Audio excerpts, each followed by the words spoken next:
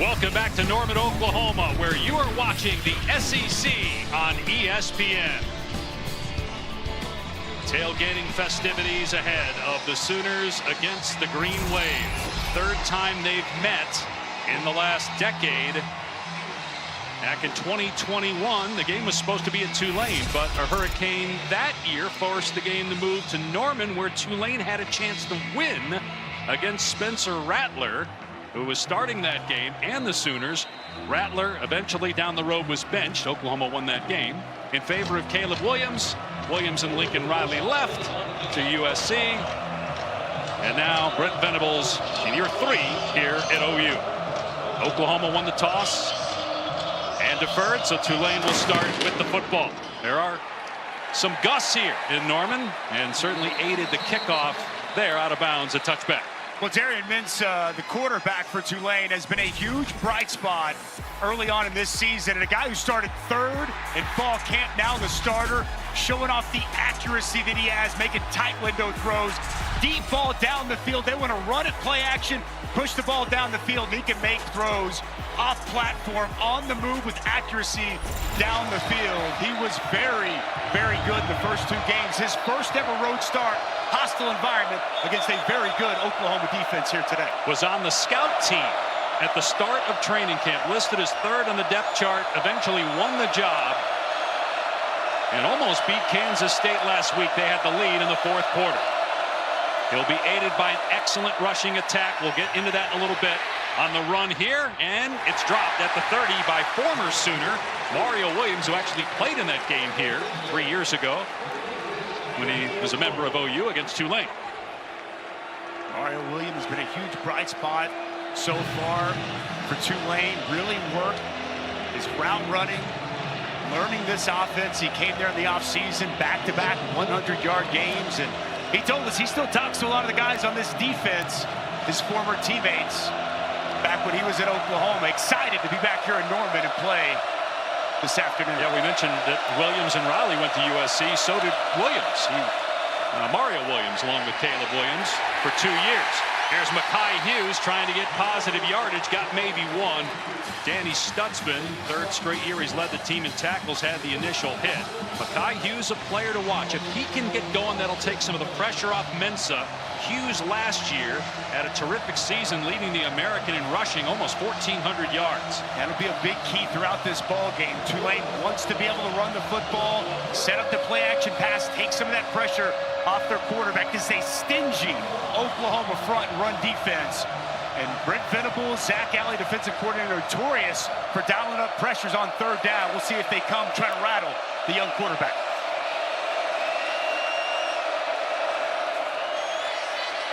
Mensa with time, everybody covered, so he dumps it off to Hughes out in space, but Hughes will be tackled short of the line to gain at the 32-yard line.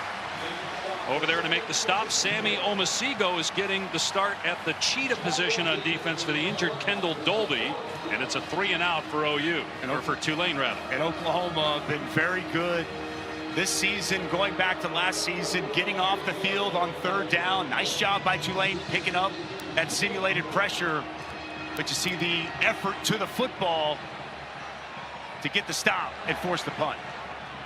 The defense has been pretty good for Oklahoma so far this year, so no surprise they got a stop to start the game as Bowen makes the fair catch at the 30. But the issue for OU through 2 games, even though they've won both, has been offense. And we touched on at the top of the telecast about the dominance they've had at the quarterback position the last decade. Baker Mayfield won the Heisman in 2017, #1 pick. Kyler, 2018, #1 pick the following year. Jalen Hurts, Spencer Rattler, we touched on him, and then Caleb Williams as well won the Heisman at SC, of course. And then Dylan Gabriel played really well last year. He transferred to Oregon because Jackson Arnold was going to challenge for the starting job. Arnold, heavily recruited coming out of high school. He's 6th in the country in touchdown passes, but still didn't play great last week. It's an easy completion here to Gavin Sawchuk, the running back. They're trying to get Sawchuk going, and they go with some tempo after a 7-yard gain, but we've got a stoppage of play for a moment here. Big key for Jackson Arnold is to get into a rhythm. He talked with us about that this week. Offensive coordinator Seth Luttrell talked about that with us yesterday. I liked the initial play. Saw some pre-snap shifts, some motion, and then a little play action. Move the pocket, easy dump down to your running back, easy pitch and catch on first down. And here's Sawchuk, just 19 rushing yards on 10 attempts to start the year, and he gets maybe a yard there. An offensive lineman lost a helmet, Jacob Sexton, on that previous play. And the reason we're touching on it this early is they have so many injuries on the O-line, down to second team and third teamers because of all the ailments. We got guys moving around, changing positions, third string center in the game as well. And here's Arnold on a design run, and he's wrapped up. It looked like he got the first down at the 42. Sam Howard on the tackle, but they will move the chains for the Sooners. Musical chairs, a safe way to say it, with the offensive line so far. Nice job inside. Joshua Bates, the center, gets a key block, opening up a big hole for Jackson Arnold to move the chains. Here's Sawchuk finding a hole across the 45 and knocked down at the 49 by Billy Despaney, the leading tackler on defense for Tulane. Offensive line, as you touched on, new faces in there, making their first starts throughout the course of this season.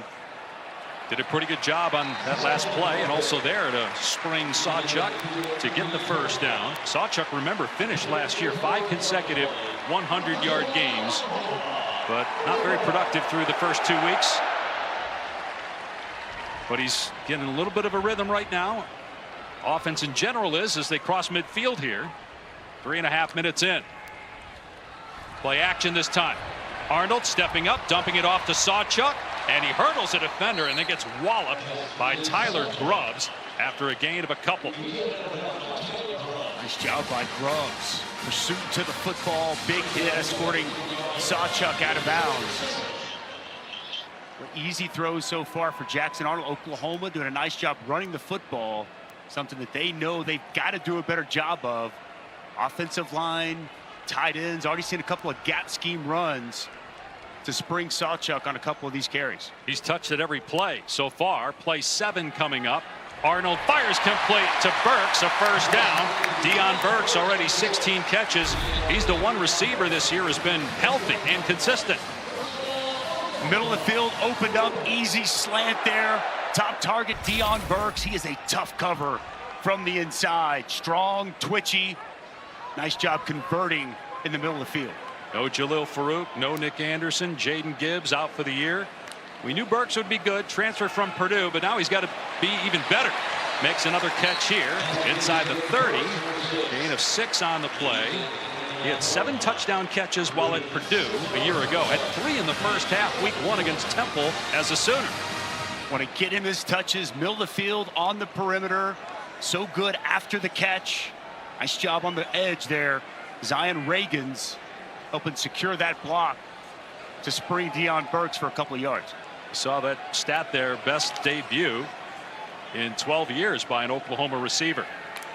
Javante Barnes in the game at running back. He'll get a touch here, and the backside tackle made at the line of scrimmage by Caleb Ransaw, who the Tulane coaches say is the key to their defense, especially in the pass game, but did well against the run right there.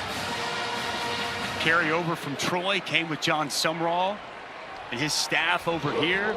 Really good, strong nickel player in this defense. They call it the spear, but good in run support and very good man-to-man coverage. So big third down here. Oklahoma with a nice drive to start the game. Arnold's pass is caught at the 20-yard line by Barnes. Another Sooner first down. Out of bounds at the 16, a gain of 12. Well, nobody accounts for Javante Barnes out of the backfield. Linebacker Chris Rogers just a step late. Nobody out in the flats. A nice conversion again to keep this opening drive alive for Oklahoma. Tulane substituting late. Oklahoma trying to go really fast. But again, the Green Wave allowed to substitute, and they sent a couple guys on really late on that particular play. Arnold from the pocket throws into the end zone, and it's a touchdown. What a catch! How did Deion Burks come up with that in the corner? They may take a look at this, Dave. He was forced out of bounds, and I don't know if he ever came back in and reestablished himself in the end zone.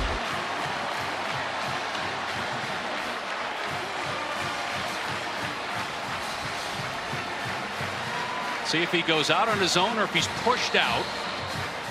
I don't know if he was pushed out there. If he is, then he can come back in. And as long as he lands in bounds, it's a touchdown. But if he goes out on his own, it's a penalty. And so that's what they're looking at right here.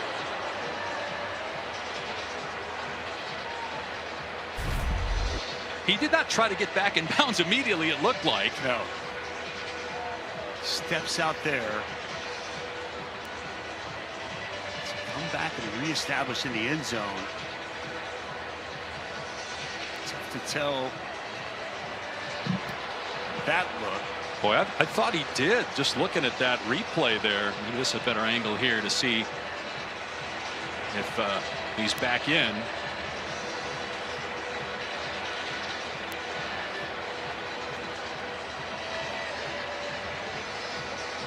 It is close. His foot looks like his toe is in the end zone as he secured the catch. That's the other thing, yeah. By the time with his foot there. Did you think he went out on his own, or did you feel like there was enough to say he was pushed out by the defender, Caleb Ransaw? He wasn't pushed. Ransaw and him were just kind of both jockeying for position.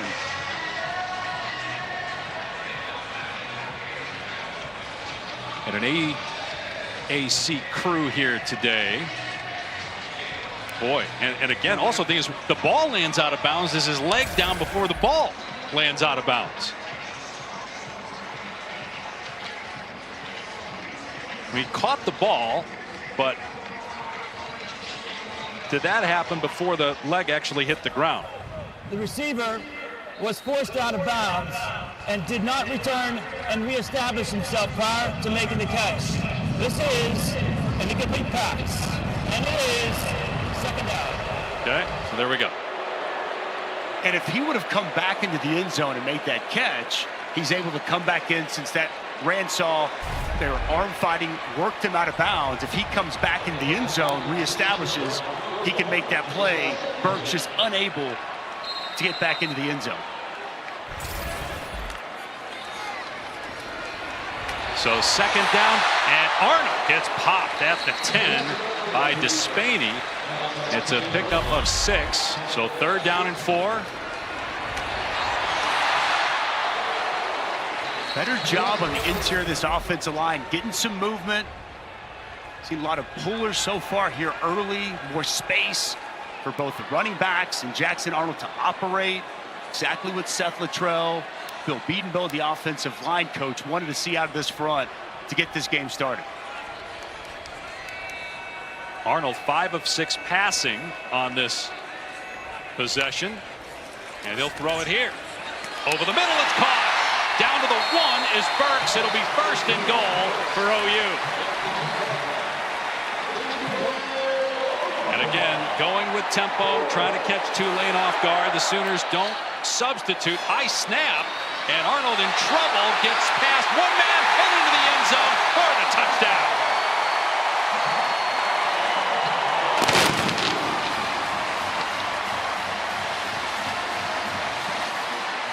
An excellent drive by Jackson Arnold. We mentioned Oklahoma's been hearing about it this week in terms of its lack of production on offense. And he's been the tip of the spear there in terms of taking the criticism, but that was well done. 14 plays for 69 yards.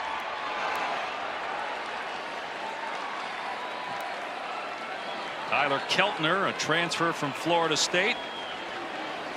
And East Tennessee State now the place kicker, and it's 7-0. Well, exactly the type of drive Oklahoma needed offensively. Get into a rhythm. Jackson Arnold some success. Big conversion at Deion Burks and a high snap, but it's Arnold in the end zone, and the Sooners on top early. Expected to be in the mix for that, and a lot of people thought that they would challenge Oklahoma today. They still might, but boy, the Sooner offense, which has not been uncorked in a couple games, looked a lot different on that first drive. Yes, it did, especially on third down. A down that has just plagued them so far through 2 games. 5 of 26 coming into today, 3 of 3 on that opening touchdown drive. This will be a touchback. Tulane will start on the 25.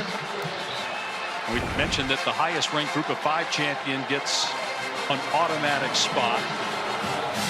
And the top 4 ranked conference champs will get first-round buys, assuming that those are all going to be Power 4 champions. You got 7 at-large teams, and who knows? I mean, you could have 5 teams from one conference that are in that at-large category. And it's neat with the first-round games now being host sites on campus for seeds 5 through 8. Big win for UNLV last night. And the group of 5 scenario, and for Memphis earlier on ESPN against Florida State. Here's Hughes off the left side, and he's only going to get 2 there.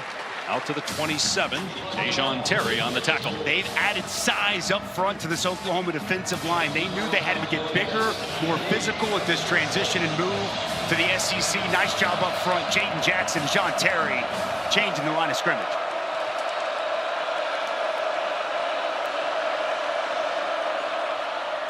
Mensah off play action and throwing it downfield. Receiver's got a step, but it's overthrown. Dante Fleming, the intended target. He got past the defensive back in coverage, but an overthrow from Mensah. Yeah, he's working over there on Kenai Walker. As he gets his head around, he holds up just enough, and Dante Fleming continues to run a vertical route. It's one that Darian Mensah wishes he could have back. Fleming really had a great fall camp. Big-time performance a week ago against Kansas State. The ball just a little bit too much on it for Fleming to catch up. Had that unfortunate, questionable pass interference call against him on offense last week and negated what would have been the game-time touchdown against Kansas State. And the left tackle left early, so no play. Derek Graham came out of his stance. Prior to the snap. Full start. Offense number 76. 5-yard penalty. It is 3rd down. All right, Dusty, take us through our impact players, delivered by Papa John. Well, we've seen one already today in Deion Burks. He's going to be the featured wide receiver for this depleted wide receiver core for Oklahoma. And Mekhi Hughes, the running back, 1,400-yard season on the ground a year ago.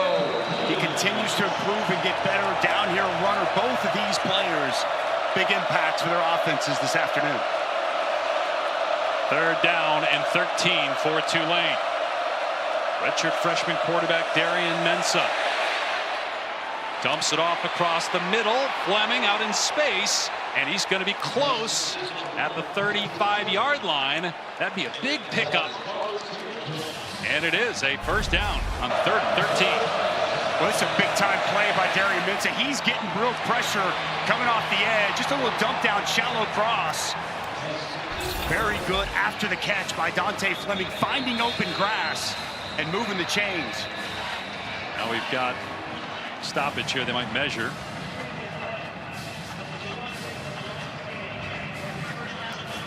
So they'll take a look at this. We've already had one play overturned by replay. So when we come back, we'll let you know whether it's 1st down or 4th down for the Green Wave.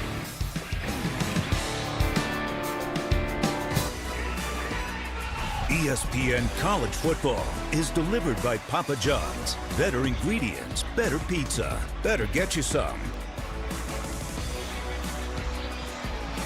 Well, a big day yesterday for Patty Gasso, the legendary coach of the Oklahoma Sooner softball team. The unveiling of her statue, 8-time national champion, 4 straight national championships. And Taylor McGregor, our sideline reporter, myself, we took our cracks at some of the OU softball pitching yesterday.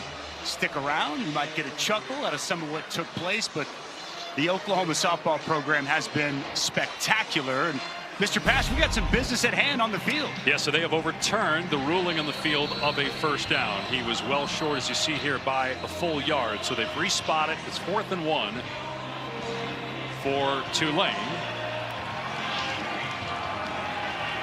They're going to go for this, Dave. They get the offense on the field. Talking with the offensive coordinator, Joe Craddock, yesterday, he said, we're not going to Norman to lay up.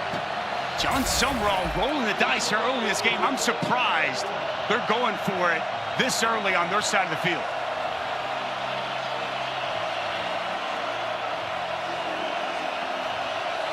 Fourth down and a full yard. Oklahoma stacking the box. Is Tulane just trying to draw OU offside here? We're not snapping this. Are they?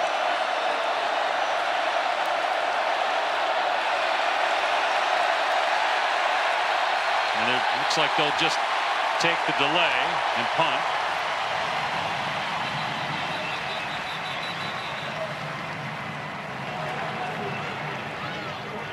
And you can hear the wind down there. It's a factor, and he'll be punting into that wind now.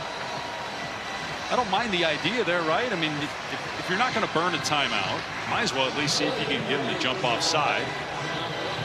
Take the delay of game. Makes a lot more sense than trying to go for it this early in the football game and give Oklahoma a short field. The interior of that Oklahoma defense has been so stingy here this year. And the way Oklahoma looked on offense that first drive, I don't know if you want to give them the short field. So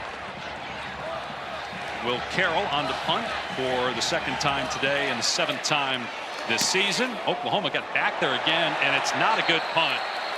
Sails over the chalk marks and into the OU bench around midfield. Now a quick word from Cheez-It. Team, it's been a grind, but I think I've aged you well. Some might say perfect. Who's ready to show 'em who's the cheesiest? I woke up feeling the cheesiest, coach.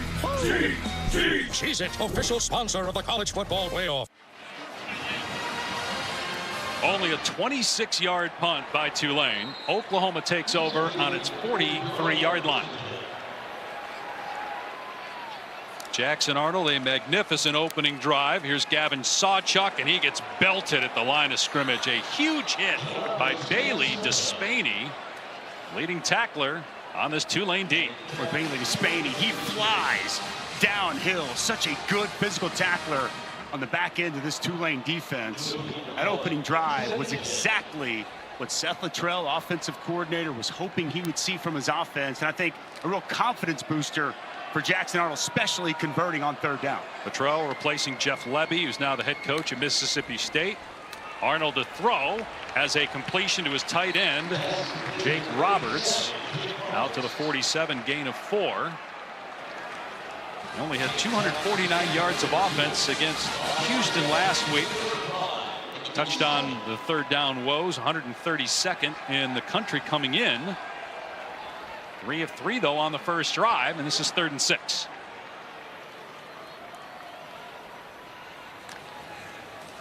Four-man rush. Arnold in trouble on the run. Throws sideline, and coming back is Burks, but he can't make the catch. It's 4th down. Oklahoma may have also gotten away with a hold in the backfield.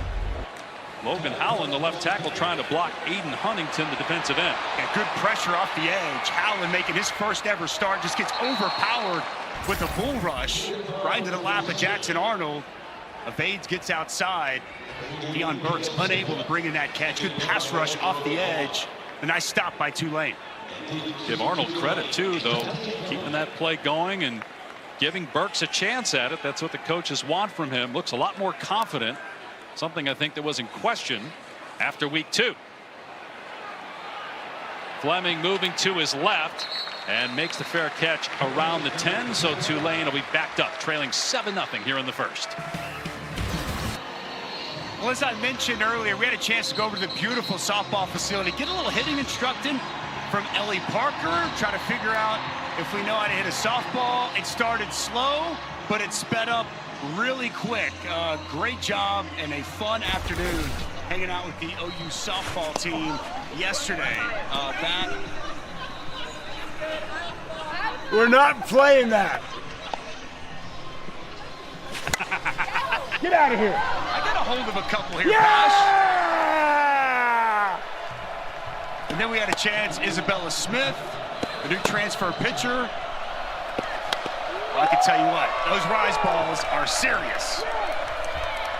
Here's Mekhi Hughes on first down, out to about the 13. You were like Serrano in Major League. Yes. They just threw you easy pitches. You hit them out of the park, and as soon as they started with the breaking balls, you weren't very good. Straight ball, I hit very well.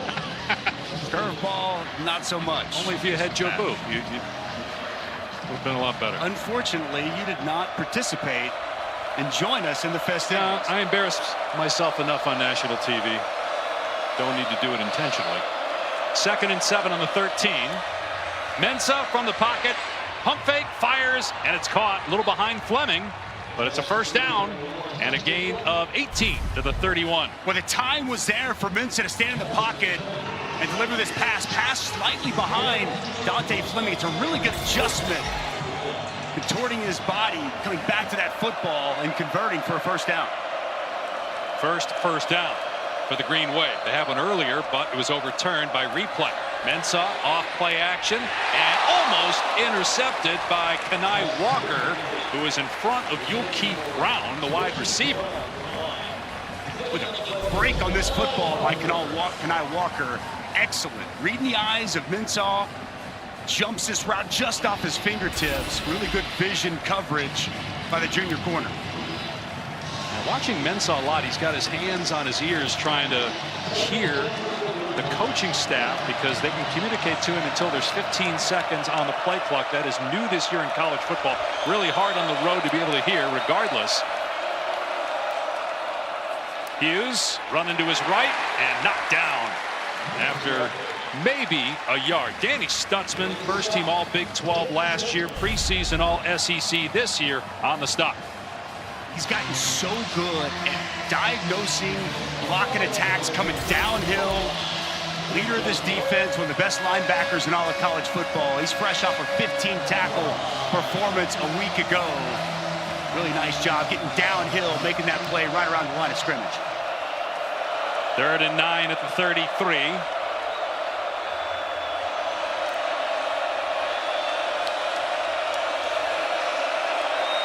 Mensah to the air.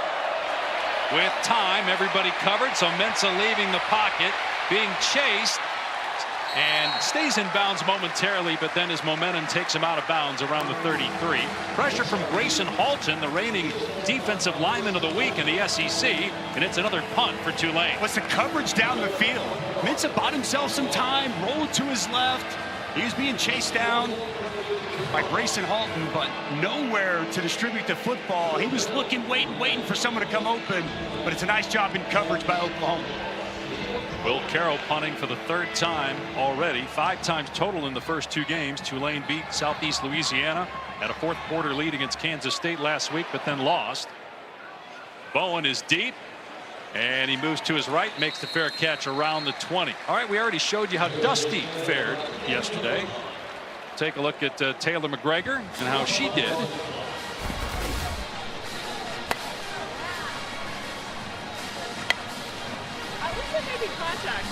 They show me missing, and they're just showing her just smacking the ball off the jump.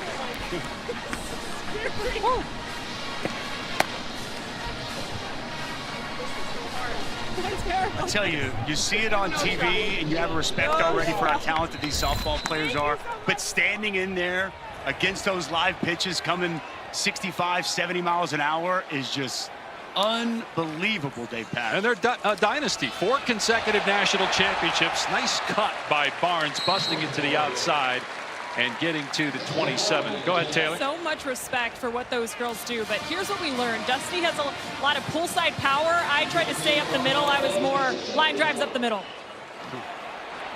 Barnes, hog-tied at the 27. No penalty, so legal tackle.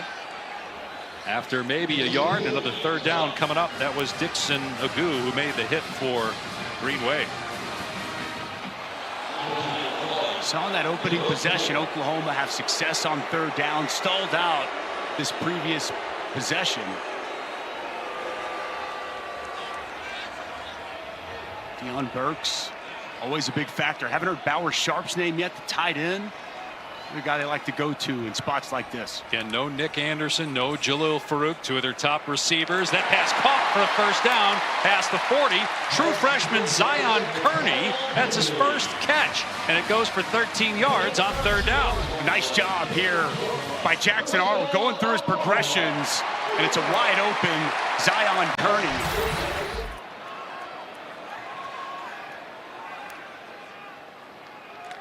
Kearney, Zion Reagans will call their names a lot today. A ton of running room.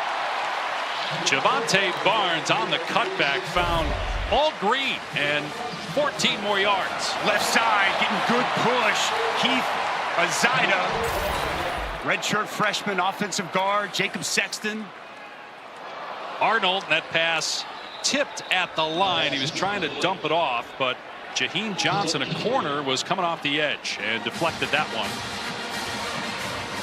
They are picking up the tempo, going as fast as they can off of these first downs. Trying to catch this Tulane defense on their heels as much as they possibly can. Nice job getting your hands up and getting the pass deflection on that pass. Another pass batted down, that time Huntington. So back-to-back batted footballs at the line of scrimmage. It'll be 3rd and 10. Aiden Huntington went right off the edge. Starts to put a move on the offensive tackle. Fixes that left hand up right in the path of Jackson Arnold. That was Tarquin trying to block him, who's been playing right tackle, transferred from USC and Florida. And a lot of shuffling on the offensive line because of injuries up front. And now Jackson Arnold in a 3rd and obvious passing situation. Let's see if Tulane brings some heat. Said they back off and rush 4. Arnold has another completion. Close to a first down is Burks, right at the line to gain the 36. And it is a first down. Boy, Jackson Arnold, go ahead, break this play down for Love this route. Running to open space, big soft spot in the zone. Turns around, pass right there on time. Good timing between Jackson Arnold and Deion Burks. There were a lot of conversations about and with Jackson Arnold this week. And it looks like so far those conversations hit home because he has played terrific football here in this first quarter. Very sharp, crisp, accurate with the ball. And one thing they want him to do, cut it loose, pull the trigger. We've seen that here early. So Oklahoma scores 7 on its opening drive on the move again here in Norman, trying to go up 2 scores. Week 3. Welcome back to Norman. You're watching the SEC on ESPN. End of the first, 7-0 Oklahoma. Time for our sideline report presented by Chili's. Taylor McGregor with John Sumrall. Thank you. How do you get their offense out of a rhythm? We got to get off the field on 3rd down. That first drive, they converted multiple 3rd and shorts. We got to win on first down to make them 3rd and longs. That last 3rd and long right there, we didn't play very good coverage. But we played about as bad as we could play, and the score is 7-0. So we just got to settle down and play our brand of football. Thank you. Dave? To his point, Taylor, 44 yards of offense, just 1 first down. And the defense has allowed Oklahoma 3 times now to enter Tulane territory. Sooners looking to pay this drive off. Barnes dragged down after a 4-yard gain at the 32. Another point that he made, getting off the field on 3rd down. Oklahoma 5 of 6 on 3rd down. As many conversions in that opening quarter as they had their first 2 games combined. So John Sumrall wanted to see that defense when they've got Oklahoma in a spot to get them off the field to get a stop. 2nd and 6. And it's Barnes again. They chase him down and throw him to the ground at the line of scrimmage. Good pursuit that time. Sam Howard, transfer from Austin Peay. An inside move, creating that penetration negative play. Backing Oklahoma up for this 3rd down. Arnold from the pocket, dumps it off, and it's dropped. That was a forward pass, so incomplete. Barnes put it on the ground, and it's 4th down. Let's see if Oklahoma tries a field goal. The Sooners will. It'll be about a 50-yarder. Jackson Arnold surveys the field. He's got a good pocket. No one open. Just throws to his check down. That's off the hands of Javante Barnes. Wind at the back here, Dave. Feel good about where they're out on the field to try this field goal. Tyler Keltner made a 50-yarder already this season. This will be right at 50 again.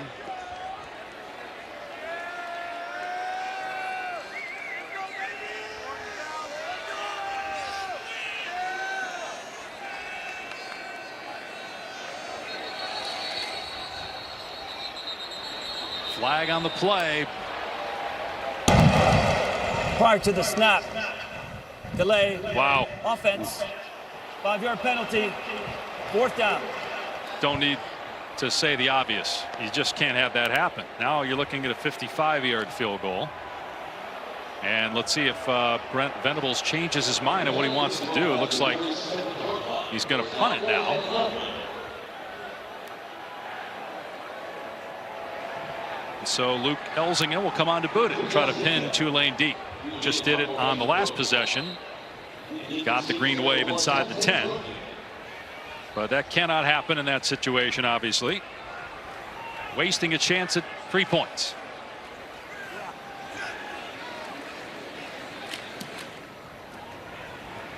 Elzinga has the wind at his back, and boy, that was awfully close to going in the end zone. They haven't signaled yet, but Tulane's going to be starting inside the 5. Jaden Hardy was down there first for OU as we go to the studio and Matt. All right, gentlemen, good afternoon. Game-tying field goal on the line for Alex Herrera after LSU came back.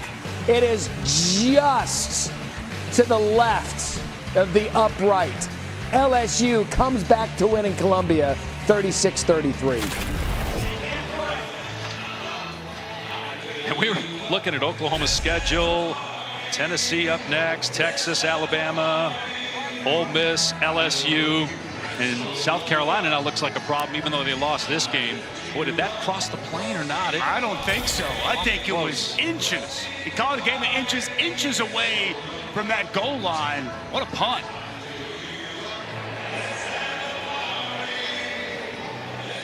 They'll spot the ball at the 5-yard line. On first down so far, Tulane has run 4 plays and has a total of 5 yards. You heard John Summerall talking to Taylor earlier about needing to help their young quarterback, and that starts with the run game. Mekhi Hughes has been totally shut down so far in this game. Got to find a way to get him going. They have a veteran offensive line. They lack size, but they are physical. They are scrappy. Felt really good about the way they ran the football. Had some chunk runs against Kansas State. Knew coming into this ball game, running the ball, possessing it, shrinking this football game would be a real key. And just getting Mekhi Hughes involved, both on the ground, catching the football on the field, not been a factor to this point. Got to think Joe Craddock, the offensive coordinator, going to look for ways to have Hughes make his mark on this football game.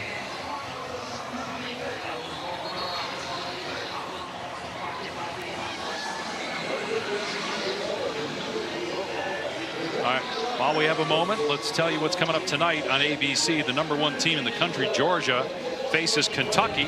Find live sports with where to watch only on the ESPN app and ESPN.com. The ultimate viewing guide to live sports. See if the Wildcats can bounce back after getting trounced by South Carolina last week. That was a shocker last week. Brock Vandagriff was completely thrown off, and boy, that Georgia defense and offense, such a complete football team. Intriguing to see how they fare on the road tonight in Lexington. Not sure what the stoppage was for. They were not reviewing it at that point. They'd already made the decision that the ball did not cross the plate, and it was first down on the 5. Here's the backup running back, Arnold Barnes III, getting just his 12th carry of the year. And it was Stutzman in there first for Oklahoma with the hit. So quick downhill, identifying these run schemes. Just watched him grow and grow over these last couple of years as a player. Really playing the linebacker spot at a high level. 2nd and 7 on the 8. It'll be Barnes again. And again, Stutzman flagged down. Tackle made at the 12.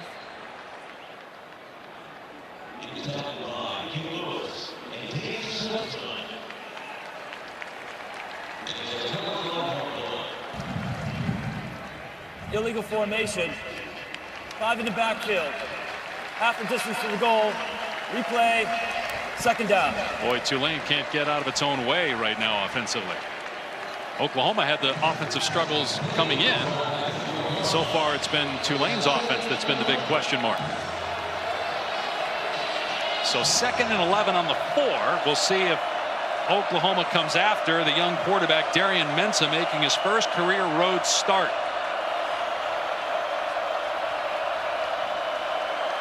Started training camp 3rd on the depth chart, but he won the job handily according to the coaches. He's in trouble here and throws it away. That will be interesting if he got outside the pocket, our Mason Thomas had pressure. Our Mason Thomas is without question the best pass rusher on this Oklahoma team. Bends that edge so well as he hits Mensah right as he's trying to throw the football. Mensah shifted over to his left just enough outside the tackle box for it not to be intentional grounding, but very good rush off the edge from our Mason Thomas. 3rd down and 11 from the Tulane 4. And the Green Wave stay conservative and try to run the ball. And Clayton Johnson swallowed up. Get a 3-man front against 5 offensive linemen, yet OU is better. That was Dejon Terry. Dejon Terry, he's been a force already here in this ball game. Coming into the game, opposing offenses averaging under 2 yards a carry. And it's been tough sledding on the ground for this Tulane rushing attack. Oklahoma top 10 in yards per carry allowed, top 15 in points allowed, rush defense, sacks, number 1 in the country in takeaways. Defense has not been the problem through 2 weeks. And this is an excellent punt. Racing backwards is Bowen. He fields it on the 20 and muffs it. Now scoops it up.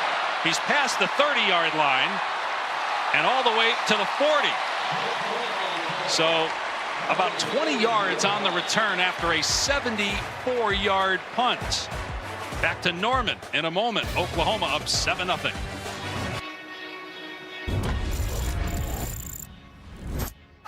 Let's go, boys. Come on, Chris Rogers. Come on, Mike. It's all night, Mike. Let's go, baby. Let's go, baby. You got to feel it. Come on, Makai. Come on, Sam. Come on, Sam. It's all day, 60 minutes. Exercise. Tough.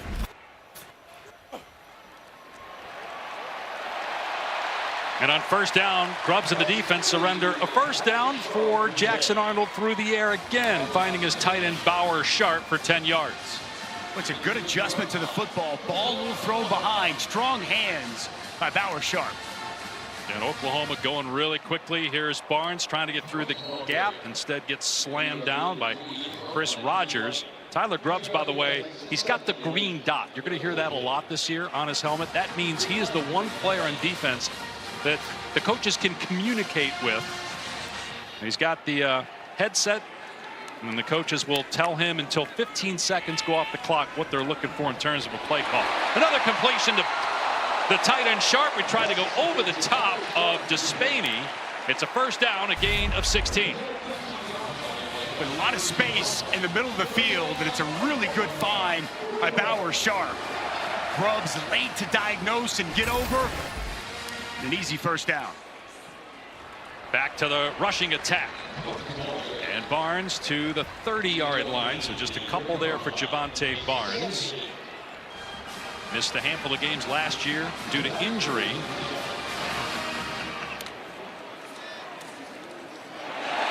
Wide open is Arnold. Tons of running room, and now a flag as Billy Despaney came in with the hit, and the flag was thrown immediately. So really good read by Jackson Arnold. Backside defensive end goes down wide open for Jackson Arnold to get to the perimeter and tack on 15 more at the end of that, Dave. Yep, you saw the hit to the head from Despaney on Arnold. Here's the call. Dead ball, personal foul, unnecessary roughness, late hit, defense. Half the distance to the goal, automatic, 1st down.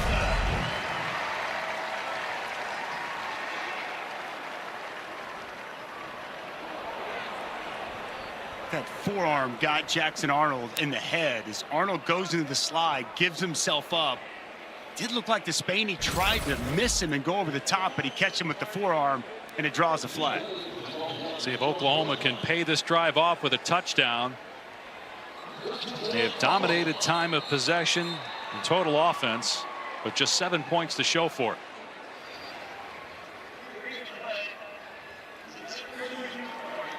Again, they're going to look to see should there be targeting for forcible contact to the head or neck area of the quarterback. Back in a moment. And to order the main card, go to ESPNplus.com/PPV. Referee Charles Lamartina from the American. Will this be targeting? And Billy Despaney, their best defensive player, arguably, will he be done for the day? After further review, replay has confirmed targeting on the field. Number 32 for Tulane will be disqualified. Forcible contact to the back of the helmet by Despaney. And as Jackson Arnold goes down, he gives himself up. You've got to try to pull off. And it's kind of 50-50. Despaney goes into that tackling motion. Forearm clearly contacts the head of Jackson Arnold, and say enough evidence for targeting. True freshman Taylor Tatum getting his first touch of the day on first down at the 12. It's a gain of 3 for Tatum. He's also on the OU baseball team. I think his swing's probably a little bit better than Dusty's, as we witnessed earlier. Slightly. Number 1 running back in the class nationally, according to ESPN 300. And he catches it out of the backfield and into the end zone. Touchdown, Oklahoma.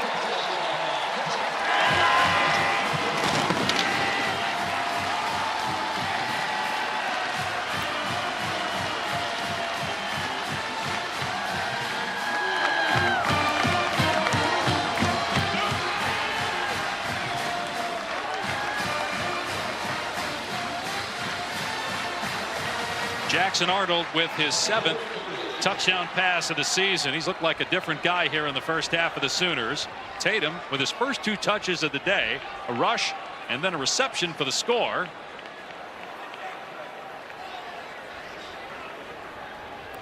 Keltner on for the extra point to make it 14-0.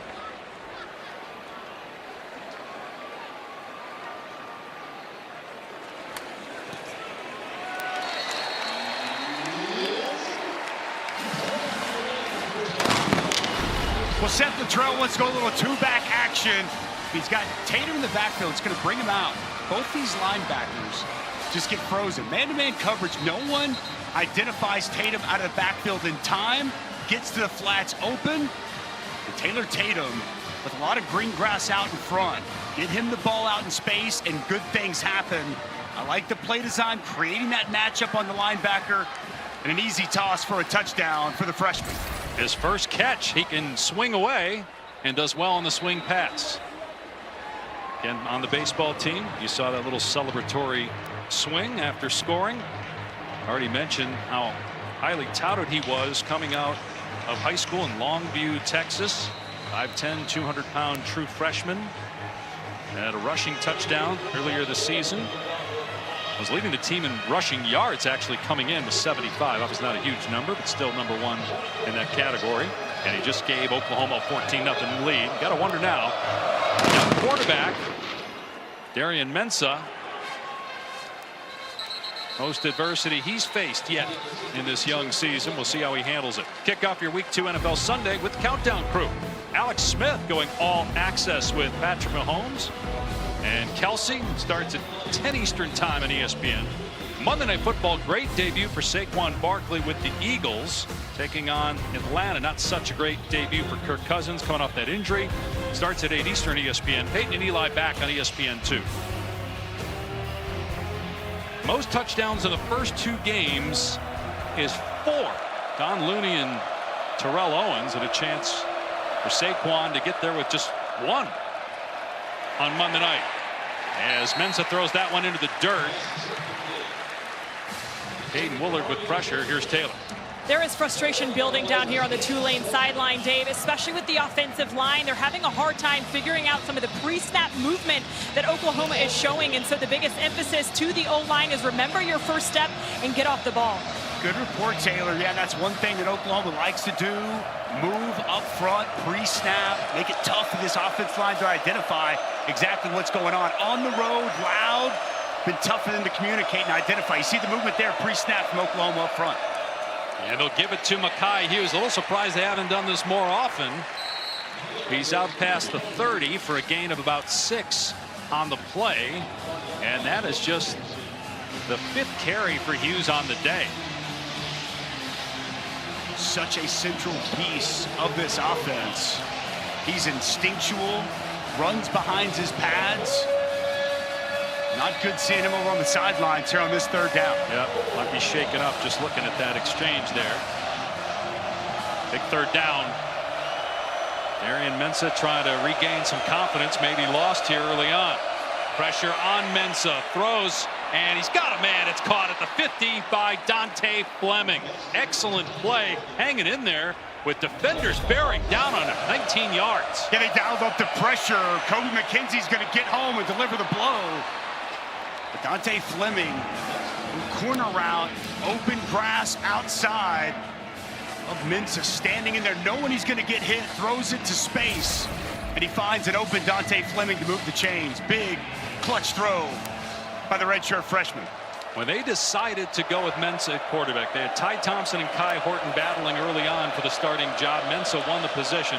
All the coaches, as they run it here with Clayton Johnson for a couple, all the coaches, when they were polled in the meeting room, when asked who should be the starter, they all said Mensah. John Summerall said, well, what are we waiting for? Let's go ahead and make the move. Summerall told us, I know it's kind of cliche, but he has that it factor about him. He has the team's attention. They said he just showed up every single day, continued to work, and anytime he got opportunities, he made the most of it. And he's leading this football team now. Off play action. Mensah fires complete inside the 40-yard line to Clayton Johnson, drilled out of bounds at the 37, but it's a 1st down. It's good patience here by Mensah. The protection's going to be good initially, and then under duress, find your check down, go through your progressions. Nice job by Darian Mensah after the big 3rd down conversion, just showing some patience, showing some poise, and converting another 1st down. Redshirted last year, was behind Michael Pratt. Kai Horton started a handful of games last year when Pratt was injured. Clayton Johnson catching the pitch and getting absolutely lit up by Stutzman. Wow, Clayton Johnson a little shaken up, perhaps shaking his head to be checking again with Taylor. Dave, talking about the leadership of Mensah, I've been watching him on the sideline, talks a lot to his receivers in game, especially right after the series, the different things they're seeing, trying to iron out the kinks, and that leadership begins with him. We'll see how he handles 2nd and 7 now at the 35. Again, Mekhi Hughes not on the field. Clayton Johnson just went to the sideline, and Arnold Barnes checked in at running back. But Mensah under center. And they run it off the left edge. And a nice tackle in the open field by Stutzman, cutting down Barnes at the 31. No gain. Check that gain of 4, 3rd down. Running behind tight end Alex Bauman, known more for his ability to catch the football, use him as a blocker. And you want to talk about a shoestring tackle there by Danny Stutzman. A lot of green grass out in front there for Mekhi Hughes. 4 down territory here for Tulane? Yes, absolutely. 3rd and 3 at the 31. Again, it's Arnold Barnes the 3rd as the running back, with Hughes, the leading rusher in the American last year, on the sideline. Mensah again under center. They're going to run it. Barnes trying to find a hole, and close to the marker at the 28. Looks like he has it. Halton made the hit. It's a 1st down for the Green Wave. Nice physical run by Barnes. Zone it off to the right. Quality movement. Shad Green getting up to the next level. And for the first time all day, this Tulane offense starting to find their rhythm.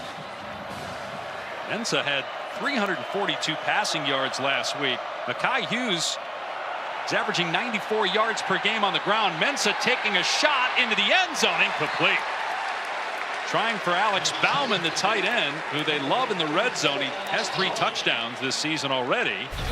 Woody Washington in coverage. Boy, this is so well defended. Could try to hit Bauman down the field. Woody Washington wasn't biting. A little flea flicker. Back to the quarterback. They were all over it from the start. Both receivers down the field, well covered by Oklahoma. We knew that Joe Craddock would potentially pull out all the stops, but Oklahoma was up to the test. 2nd and 10. Mensa to throw again from the pocket to the sideline, and with his back to the sideline, incomplete. Keith Brown could not get a foot down. Pass just led him out of bounds enough for it to be an incompletion. It'll be third down.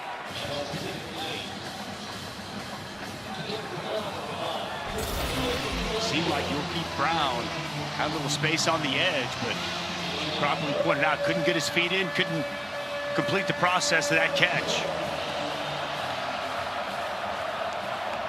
See if Oklahoma decides to heat up. Darian Mensa been much better on this drive for the Green Wave. Checking at the line of scrimmage. And Mensa was not ready for the snap, but it hit him right in the chest. So he's got it, and he throws incomplete. A catchable pass for Barnes.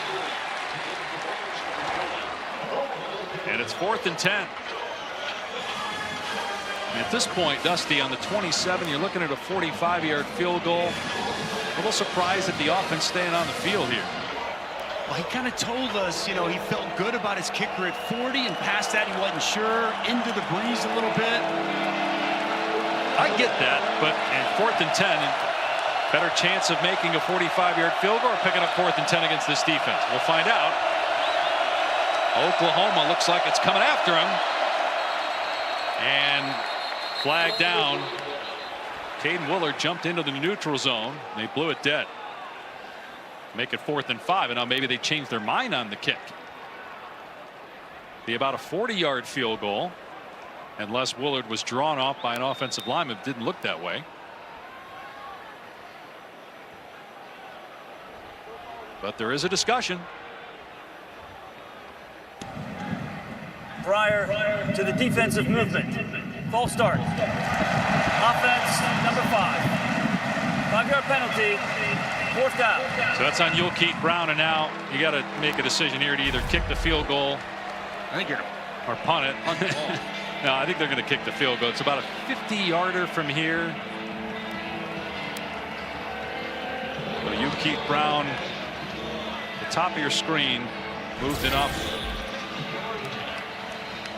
And that drew the defender into the neutral zone.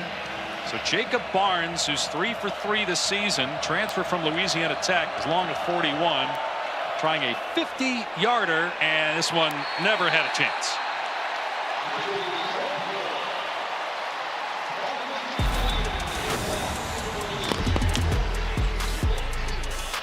So Tulane with a good drive, but penalty put him out of field goal range. Matt's got a little more juice today. I wonder if it's because of ASU being 3-0. He was on the call for that against Texas State. Good game on Thursday. A lot of people were wondering about Jackson Arnold, and he is putting his critics to sleep today as he runs to the 20-yard line. A gain of 50. He's already got a rushing touchdown and a passing touchdown in the first half. Well, once again, another good read. As coming off the edge, no one there. Michael runs, comes inside the corner, gets caught inside, and it's a foot race on the sidelines. And a huge gain for Jackson Arnold. And they're in the red zone again, looking to add to a 14-0 lead. That pass off target, incomplete. Intended for Kearney, a rare mistake made by Jackson Arnold so far in this game. Gatorade National Player of the Year in high school 2 years ago. He was the backup to Dylan Gabriel last year. Gabriel now at Oregon. Arnold had 5 drop passes last week in the close win against Houston. Also sacked 5 times. Going to run it again here. And spun forward to the 13-yard line. 7 more yards on the ground for Arnold. Good blocking inside. Babechi Weewu on the pool. Jake Roberts, the senior tight end. Nice hole opening up inside. But Jackson Arnold really putting his imprint on this game on the ground. And Tulane needs a stop. 3rd and 3. Here's Tatum, first down, inside the 10, down to the 5. Giving it to the true freshman again here near the goal line. Fresh set of downs for the Sooners. The offensive line doing a much better job this time. The right side. Weewu Tark with a double team up to the linebacker, and the jump cut in the open space from Taylor Tatum. Nearing 4 minutes to play till halftime. 14-0. Arnold again with the keep. Arnold down to the 1. Tackled by Jalen Geiger. 2nd and goal.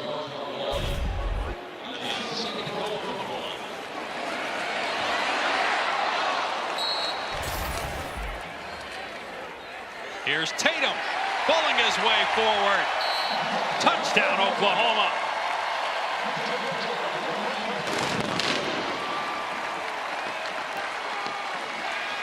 Back-to-back touchdowns for Tatum. One as a receiver, now as a runner, and it's 20-0. Inside, just continued good push, hat on a hat.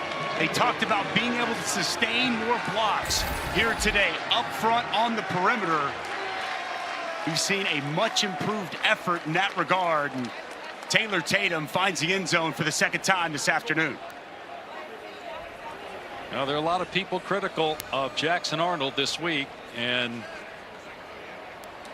for a young man whose confidence maybe was wavering a bit, a 21-0 lead against a team that he thought would come in here and challenge the Sooners will do wonders to boost that confidence. Now, coming up tonight on ABC, 7:30 Eastern Time, it's Georgia and Kentucky. The Bulldogs ranked number 1 in the country. Find live sports with Where to Watch only on the ESPN app and ESPN.com, the ultimate viewing guide to live sports. Take a look at this week's college football rankings brought to you by Goodyear. Ohio State, the only non-SEC team in the top 7. Texas will follow us on ESPN against UTSA. Alabama won easily in Madison today. Missouri had to fight to knock off BC, though. Dogfight at home in Missouri. Boston College under Bill O'Brien, they've been good this year. Gave the Tigers all they wanted and some. Interesting about 5 of those top 7 on this Sooners schedule. A daunting task for Oklahoma. And Tennessee coming to town next week to kick off SEC play. Yeah, touchback come out to the 25. Obviously, it's a homecoming for Josh Heupel, who won a national championship here, but there's more to it than that with this matchup, right? Well, obviously, Josh Heupel was the offensive coordinator here at Oklahoma, was let go, and he's done an outstanding job remaking himself offensively as an offensive coordinator, multiple stops, did a nice job at UCF, and he has just completely revamped that Tennessee program. They've got a really good squad. Returned back here to Norman, the first SEC game. ABC prime time. It's going to be a big one for Josh Heupel's return next Saturday night here in Norman. Well, you have to think Tulane needs to do something, get some points here going into the locker room to have any chance. Mensah's pass juggled and incomplete, trying to hit Mekhi Hughes, who's back in the football game after leaving on that last possession. Now the Oklahoma defensive front, they've got their ears pinned back. They're coming. Grayson Holton with good inside pressure. R. Mason Thomas once again coming off the edge. Mekhi Hughes just hasn't been able to get in the sync here at all throughout the course of this ball game. And young quarterback making his first road start with this kind of deficit and a defensive front from Oklahoma that is just coming after the quarterback. Hughes has Fleming, and he's tripped up short of the line to gain. There have been plenty of games where we've watched and said, man, there's more and more parity in college football now because of the portal. You watch the first half here and you think, yeah, this is kind of what an SEC American game normally would look like. But we've seen all kinds of craziness happen throughout this early college football season, but so far here today, a long way to go. Oklahoma has brought their A game and they flexed on the green wave. 3rd down and 1 on the 34 of Tulane, and a quarterback keeper. Mensah got the first down.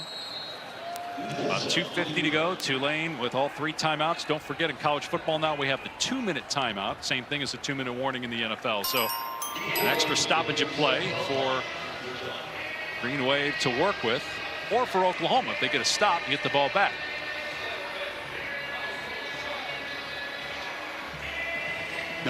No hurry here from Tulane, taking a lot of time. Oklahoma had an opportunity to substitute there, so the official would not come off the football to allow Tulane to snap it. Mensah with time, surveying, throwing high, incomplete. Tried to hit Fleming, had to layer it over a defender. It's Billy Bowman in the middle of that field. The outstanding senior safety. Vision on the quarterback, zone coverage. Nice break on that football. Dante Fleming unable to bring it in. Haven't called Billy Bowman's name much here this afternoon. One of the best safeties in all of college football with a nice play on first down. 2:10 on the clock. 2nd and 10.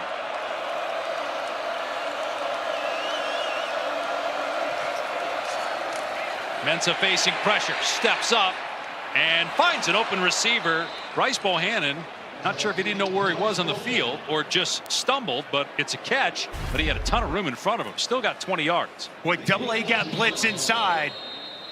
And you'll see the edge comes home from Caden Woolard.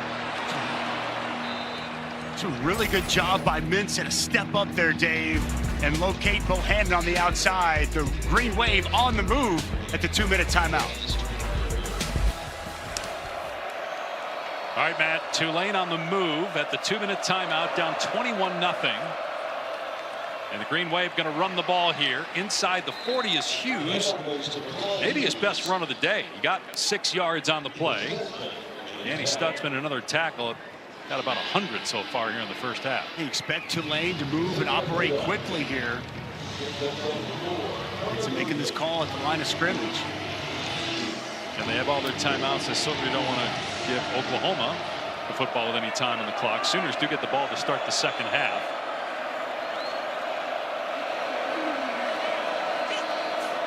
Mensah to the air. Pressure up the middle. Mensah off his back foot. Throws high. Tried for Fleming. Flag down in the secondary.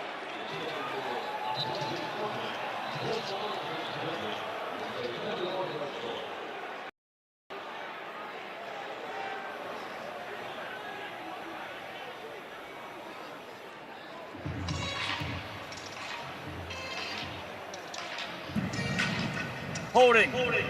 Defense number 4. 10-yard penalty. Automatic. First down. It's on Des Malone, the San Diego State transfer. Senior corner from Fresno. Des Malone on a hold, but man, I'll tell you, Vincent Murphy, the center, got away with one. Here's the penalty. Des Malone working on Dante Fleming, clearly a fistful of jersey. Mensah, little option pitch. Hughes trying to get the corner, ran out of real estate.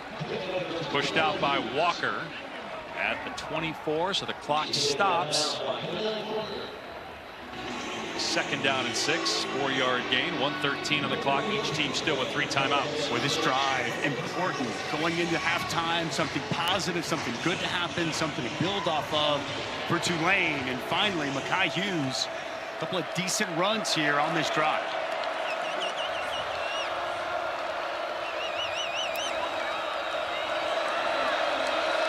Keith Brown, the wide receiver, you just saw him shift into the backfield. That's Hughes leaving the backfield. And now Mensah throwing, and a little off target, incomplete. Williams trying to adjust to make the catch. So it's 3rd down and 6. Pressure in Mensah's face. Ethan Downs jumps. Pass back behind is intended to target Mario Williams. Unable to bring that pass in. Have to think 4-down territory for John Summerall's team. 3 for 8 on 3rd down. 3rd and 6. Missed a 50-yard field goal on the last possession. Hughes up the middle, bouncing off a defender inside the 10-yard line, and carrying the pile all the way down to the 7. It'll be 1st and goal. What nice job off the left side. Hurst and Graham open a big hole. A physical piece of running by Mekhi Hughes. Now Tulane can work the clock. See if Oklahoma stops the clock with the timeout. And Brent Venables will not. We have not mentioned Alex Bauman's name today much. Tight end, big red zone target for this offense when they target him here. Instead, it's Hughes, and he's swallowed at the line of scrimmage. Omasigo in there, and now a timeout. Tulane will use its first. Kinsey also on the tackle for Oklahoma. This season, All-State will celebrate every field goal and extra point made by participating universities by making a donation to the university's General Scholarship Fund. Thank you, All-State. Well, the story coming into today was Oklahoma's offense. The story through almost a half a play, Oklahoma's offense. It's just the narrative is completely different. Good Oklahoma offense today as opposed to what we saw last week. Yeah, and it's been Jackson Arnold on the ground, 75 yards rushing for the quarterback. Been much more efficient on third down, extending drives. Now this Tulane offense trying to get points on the board for the first time here today. And they're going with Ty Thompson here at quarterback instead of Mensah. Thompson has a couple rushing touchdowns this season. Of the quarterback run game with Ty Thompson. We've seen him inserted for these first couple of weeks in the red zone.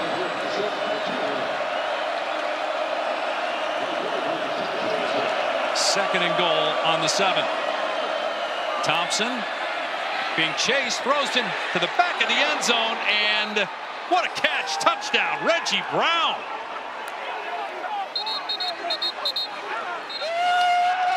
A huge score for Tulane here at the end of the half.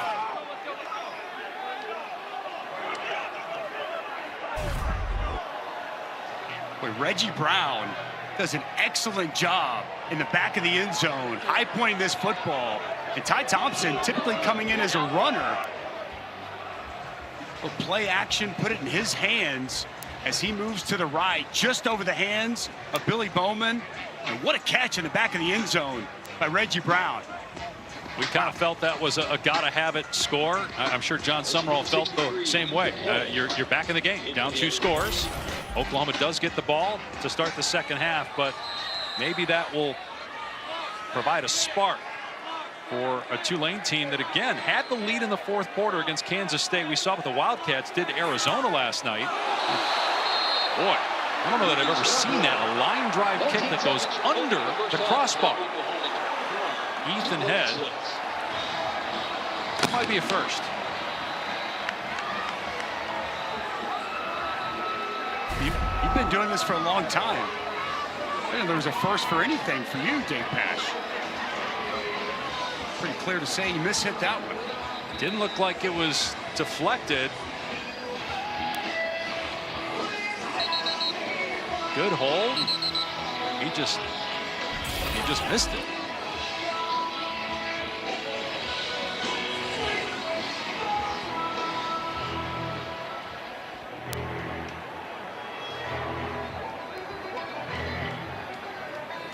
So Oklahoma will have all of its timeouts in 19 seconds. We'll see if Brent Venables sends Jackson Arnold back out there to try and operate the offense, or if they just take a knee following the kickoff and go to halftime.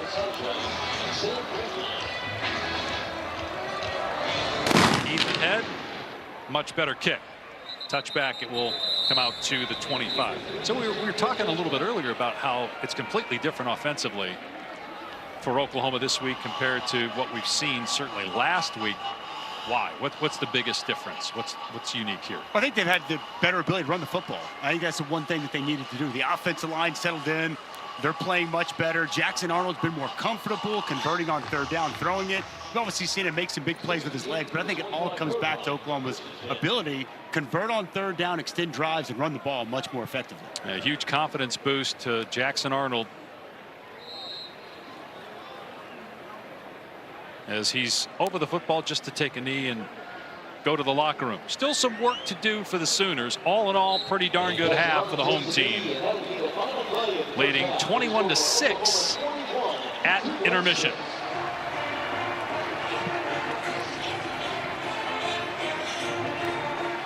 Again, the Sooners will get the ball to start the second half with a 15-point lead. Lexus halftime report. Matt Berry, Joe Gallo, and Arnold starting every game so far this season at quarterback. Ethan Head kicking off. The Sooners and Arnold will get the ball to start the second half. They passed Dusty Dvorak. You'll hear from Taylor McGregor in a little bit. Well, Dusty, last week against Houston, the second half offensively was the problem for Oklahoma. How do they change their fortunes here today? We'll continue to keep doing what got them the good fortunes in the first half. Thought they blocked better up front. Thought they ran the football more effectively. And a big key, always convert on third down. 6 of 8 in that first half. More third down conversions in that first half than they had the first 2 games combined. When you can extend drives and keep things going, good things are going to happen for you offensively. Tulane, meanwhile, needs a stop, and they get a stop on first down anyway as Barnes is spun down for no gain. Brent Venables talked with Taylor McGregor moments ago. As far as the defense, what message changed after Tulane's last drive there? Well, again, the last 2 drives, there were 2 12-play drives, and we've let them nickel and dime. We've been slightly out of position in both the throwing and the run game, and we allowed them to get back into the game here and had a chance to again step on their throat.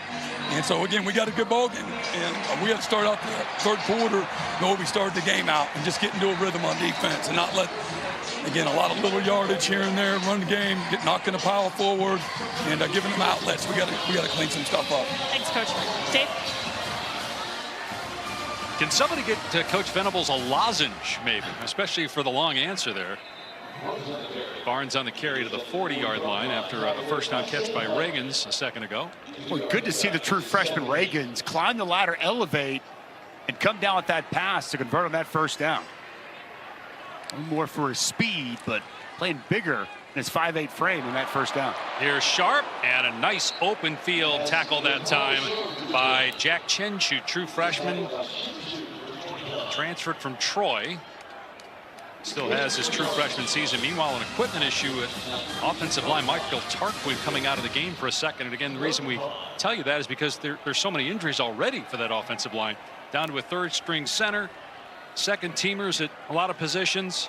We'll have to manage here on a key third down to start the third quarter.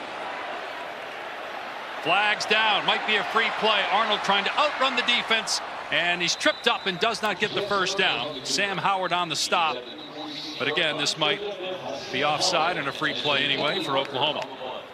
Hard count from Jackson Arnold. Offside, defense number 45. That 5-yard penalty results in a first down. Aiden Huntington really tight to the football. It gets that hard count. That helmet just over. He can't get back before the snap. Heads up by Joshua Bates, the center. That defender in the neutral zone gets that snap off. Bates' first career start was last week. Redshirt freshman, as we mentioned, third, some would say maybe even 4th string center based on their depth chart going into the year. Deep ball, Arnold down the sideline. And Burks was out of bounds. Ransaw in coverage. Rare shot down the field from Arnold here today. It's good man-to-man coverage down the field. Burks goes up, elevates, and Ransaw just forces him out of bounds. It's not allowing the opportunity to come down with that catch. Well done by the Troy transfer. It's 21-6. Tulane scored right before halftime, but missed the extra point. Another throw downfield and overshooting the receiver. Jaquez Petaway was Jackson Arnold. So back-to-back misfires, and it's third down and 10.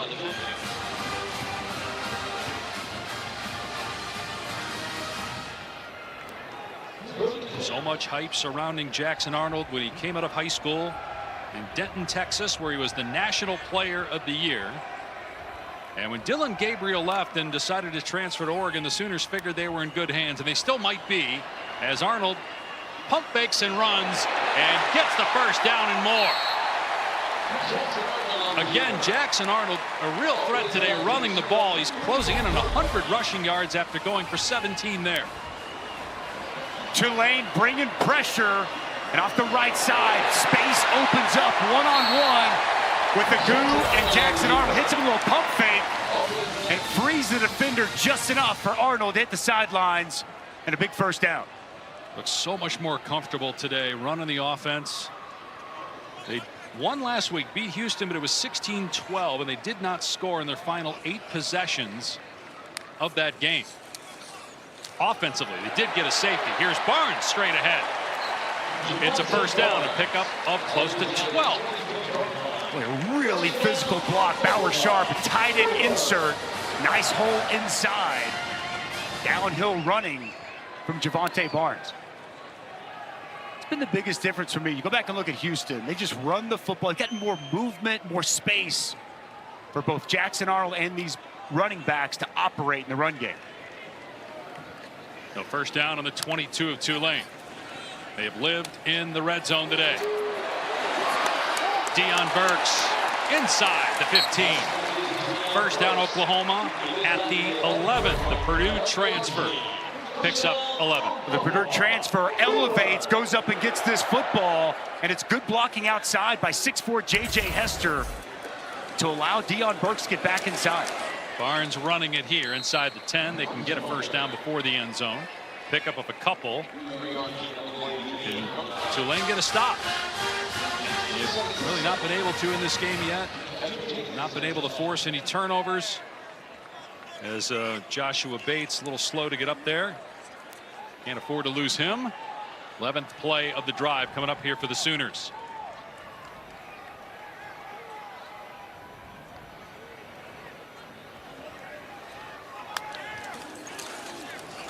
Arnold on the option pitch, and Barnes is drilled for no gain at the 8-yard line. Sam Howard and Kevin Adams, who replaced Bailey Despaney. Despaney was ejected for targeting in the first half. Well, Sam Howard, excellent pursuit on the speed option. Nowhere for Barnes to go with the football. Also in there, Kevin Adams, the third. Really well defended on the perimeter by Tulane. And Dusty, they bring in Taylor Tatum, who scored twice today, both times inside the 10-yard line.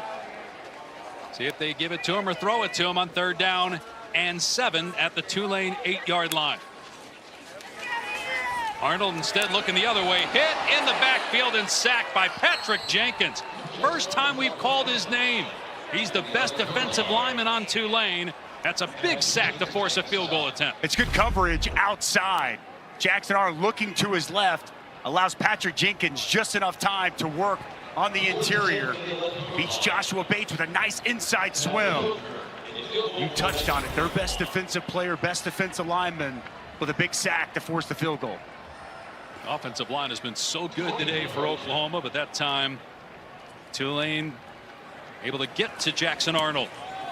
And the field goal from Keltner is true, and that extends the lead, but it's 24-6 after the 28-yard field goal. Back to Oklahoma in a moment. There's the Taco Bell Live Más student section all season long. Student sections across the country are competing to be the Taco Bell Live Más student section of the year. Download the Taco Bell app to learn more. Another packed Memorial Stadium here in Norman. Oklahoma's first ever SEC game. ABC Saturday night next week against Tennessee. It does not get any easier from there. South Carolina, Alabama also come to Norman. Texas on the schedule, of course, at Missouri, at LSU as well. We check in with Taylor. Dave, right out of half, offensive coordinator for Tulane, Joe Craddock, went up to his offensive line and said, "Are you ready for cadence? Are you ready for cadence?" They all agreed, and he said, "Okay, be ready for silent cadence here." So certainly crowd noise playing in the heads of Tulane, so something to pay attention to on this drive. Yeah, no doubt. Great report from you, Taylor. We'll see exactly Gary Minson in the first half. You can see he was having a hard time. Communication. See if they go on the leg kick and a silent count here in the second half. A critical drive. Down 18 at some point. Got to get it going. They had more or almost as many yards on their last drive, which was a touchdown, as they had on all their drives previously combined. And despite a bad snap, a completion to Mario Williams, the former Sooner, out near midfield. Great start to the drive, 22 yards. How about the patience here from Minson? Ball's on the ground, no panic, and it's a wide open Mario Williams on the crossing route. Oklahoma unable to identify. And the poise of Mensa, as you said, with the ball on the ground, the redshirt freshman making his first road start. Going to run it here on first down. No running room whatsoever. Mason Thomas set the edge that time at Stutzman. Spears Jennings in there to hit Mekhi Hughes for a loss of 1. Our Mason Thomas been very active off the edge. A couple of nice rushes. Good job forcing that back inside. See a downhill. Danny Stutzman once again nowhere to run the football. Gets him off schedule after the big play. Come back with a negative play. Oklahoma, by the way, had no negative plays offensively in the first half, but they have had some tackles for a loss on the other side. Play action. Mensah setting up, and great catch made by Yul Keith Brown with the defender Billy Bowman all over him. A gain of 16. Listen, man-to-man coverage, and Billy Bowman's right in his hip pocket. A tight window throw from Mensah. See the concentration on the sidelines from Brown. Really well done. Nice start here to the second half for this Tulane passing attack. Third straight possession that they've gotten inside the 40-yard line of Oklahoma. A missed field goal, a touchdown with a missed extra point, and now here. From the 39. Back to Mekhi Hughes, trying to cut it back. No running room. Terry Stutzman.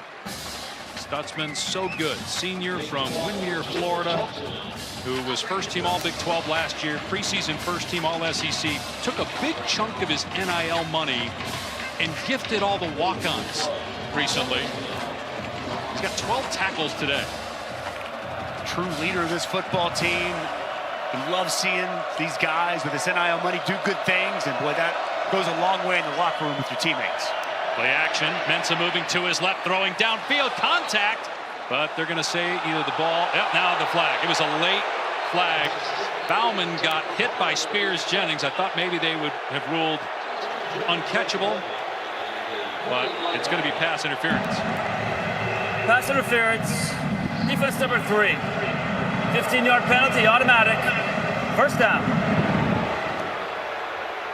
I'm with you, Dave. I didn't know based off of where that pass was. That pass looked way high of Bauman. Was it catchable?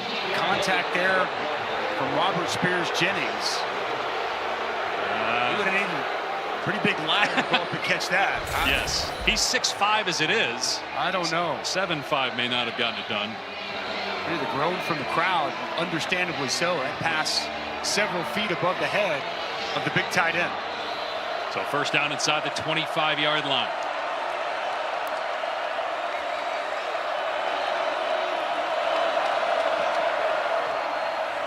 And little trickeration here. The pitch to Fleming, and he's got running room inside the 20.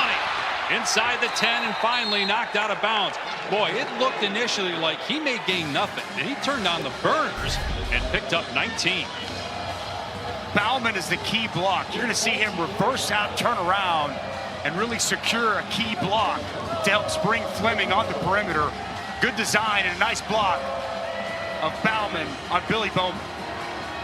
Again, Fleming showing off the speed. First and goal on the 5. 6.5 to play in the third quarter. The Tulane offense took a while to get on track. 3 straight good drives, though, for the Green Wave. Pressure off the edge. It's picked up. Mensah with a long throw and a good tackle on Arnold Barnes. Des Malone over there, and that's a loss. Couple yards setback there for Tulane.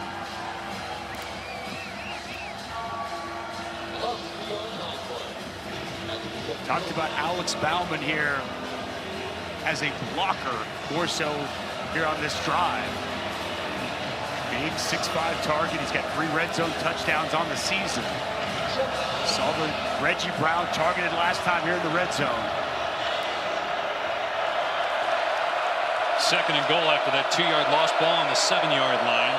Mekhi Hughes met in the backfield, and down he goes. Kobe McKenzie beat a block. It's another negative play, loss of 1. Kobe McKenzie coming downhill right away, just creating a lot of disruption at the line of scrimmage. Again, no running space for Mekhi Hughes. It's a third down here for this Tulane offense. Interesting, if they think it's 4-down territory, a field goal still gets you back to a 2-score game. Play clock at 10 as Mensah resets. Third and goal. Mensah to the air. His pass nearly intercepted by Des Malone. 4th down. Let's see what Tulane decides to do here. Oklahoma likes to go zone coverage. Nice job. The vision here of Des Malone. Sees that crossing route of Keith Brown. Steps right in the path of the pass. Dusty, I'm just not sure at this point. Your offense has started to play better. Your defense has settled in. Why not just take the points here? Cut it to a 2-score game. Yeah. I agree. You got 8 yards to go on 4th down.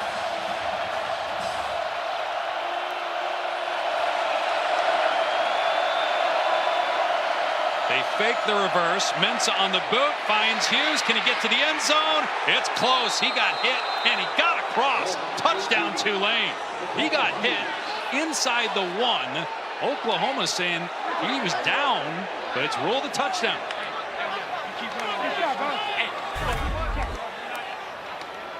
Boy, it is going to be very close. Mekhi Hughes out of the backfield. Get the ball in his hands. Have a great look at it here.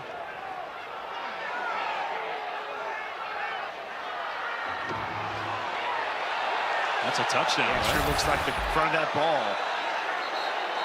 crosses the plane. Play of a touchdown is under further review. This further. Looked like after that initial hit, Hughes, before he went down, that ball crossed the plane, but we'll look at it further and we'll see if it's a touchdown if they go for 2. If the ruling on the field stands. And important in this, right, Dave, with it being that close, that the ruling on the field is a touchdown. Yep. And we got American Conference crew here.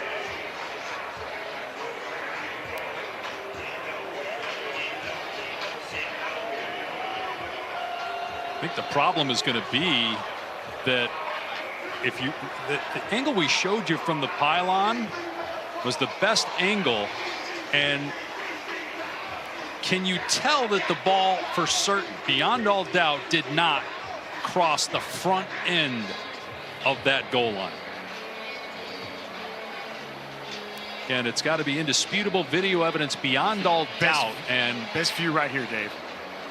Where's the ball when that shoulder comes down? I mean, it is right on it.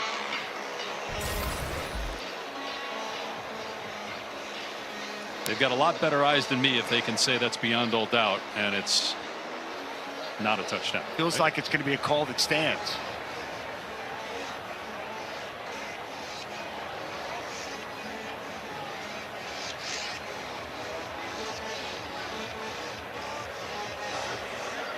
After further review, the ruling on the field stands. It is a touchdown.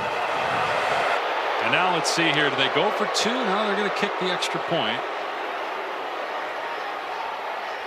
And we remember the extra point in the first half that went under the crossbar, but they're going to send Ethan Head back out there again.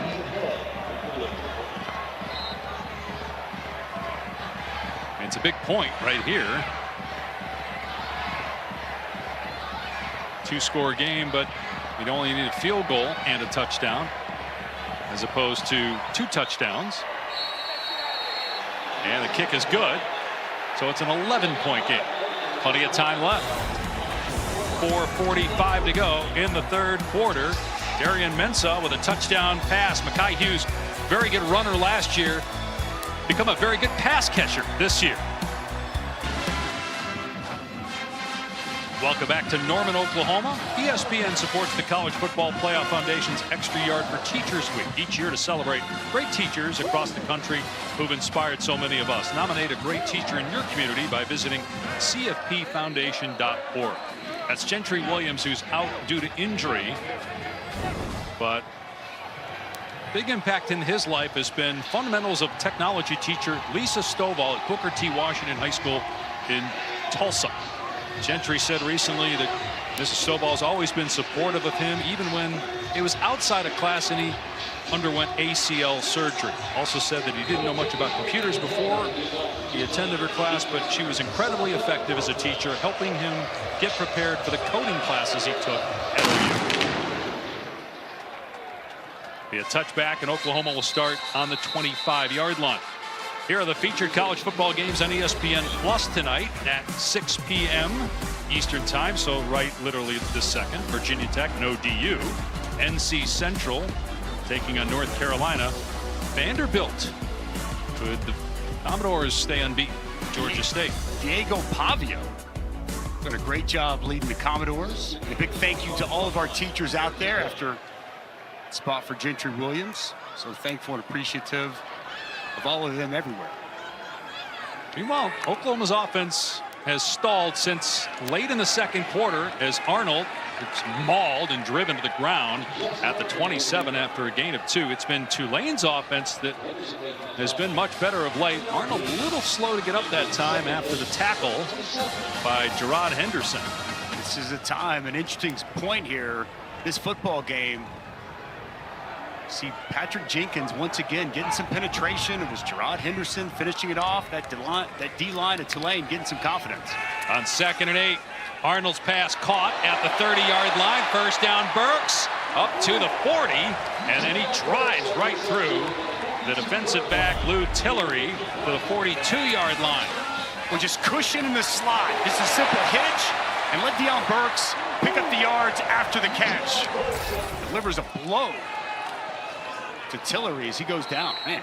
They come back with the run. Taylor Tatum dropped by Kevin Adams after a 1-yard gain. Deion Burks, 5'9", 190 pounds, showing some power on that last catch and run, finishing the defender. Well, he is thick and strong. Very, very skilled with the football in his hands after the catch. Transfer from Purdue. Where would they be without him with all the injuries? No Nick Anderson hadn't played yet. Jalil Farouk got injured week 1. Good job against the run again by Tulane. They've shored that up. Taylor Tatum gets a yard or 2. Jaden Gibson out for the year with a knee injury. So Deion Burks has to be special this year for the Sooners. And maybe special on this play. It's 3rd and 8. Where will Jackson Arnold go to?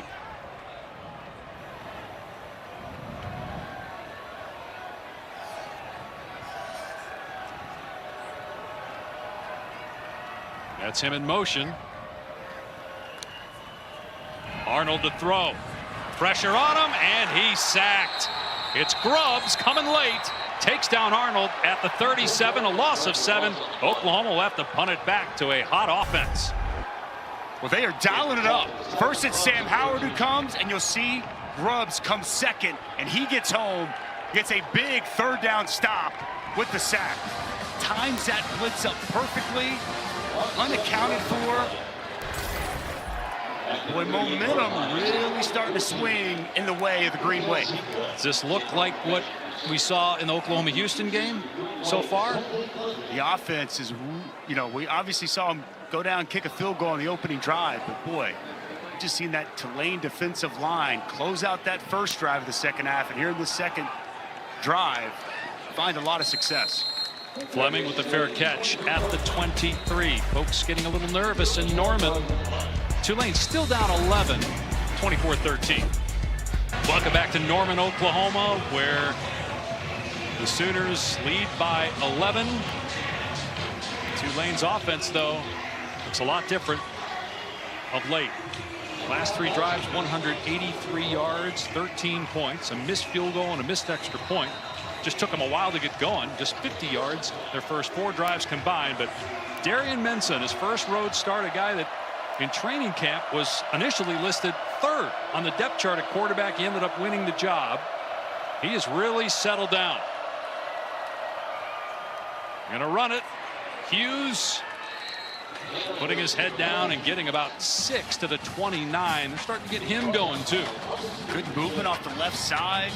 Derek Graham, first the left guard. Alex Bauman's having some success in this second half, blocking the point of attack, and a nice job finishing that run downhill from Mekhi Hughes, delivering the blow to Robert Spears Jennings. Led the American in rushing last year, missed 2022 with the knee injuries from Birmingham, and when John Summerall, the head coach now at Tulane, was at Troy, he tried to get Hughes, but he ended up going to the Green Wave. Now he gets to coach him. Straight ahead here, Hughes got a yard, but he's short of the line to gain by a couple. Terry on the tackle. 3rd down coming up.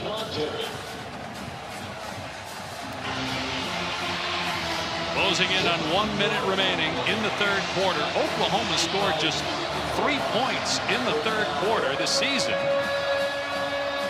Led 21-0. Tulane's made a run. Can they keep this drive going? It's 3rd and 2. Oklahoma stacking the box with 9. And they run a jet sweep, and it's going to be a first down for Brown. Past the 35 to the 37. Nice call. 8 yards. Keith Brown showing that speed on the perimeter. Job by Bauman once again, working on Kip Lewis. Big 3rd down conversion as Tulane continues to execute at a high level offensively. Dejon Terry shaken up for Oklahoma with 27 seconds remaining in the third quarter. It's gotten really quiet here at Memorial Stadium. Oklahoma still in command, but momentum favoring Tulane after that 3rd down conversion. All right, coming up tonight on SEC Network at 7:45 Eastern Time. Tennessee, which will be here a week from tonight against Oklahoma on ABC, takes on Kent State. Find live sports with Where to Watch only on the ESPN app and ESPN.com, the ultimate viewing guide to live sports. Well, Tennessee has been impressive. You knew about the offense, but the defense really has stole the show these first couple of weeks as Dejon Terry able to work his way to the sidelines. And a force in the middle at times to this front here today. New set of downs for Tulane from its 38-yard line. They're going to snap it one time before the end of the quarter. Mensah going downtown and incomplete. Mario Williams could not catch up to it. Just a touch too far that time for Williams. Seen a couple of these today from Mensah, as he's got his favorite target, Mario Williams, with a step.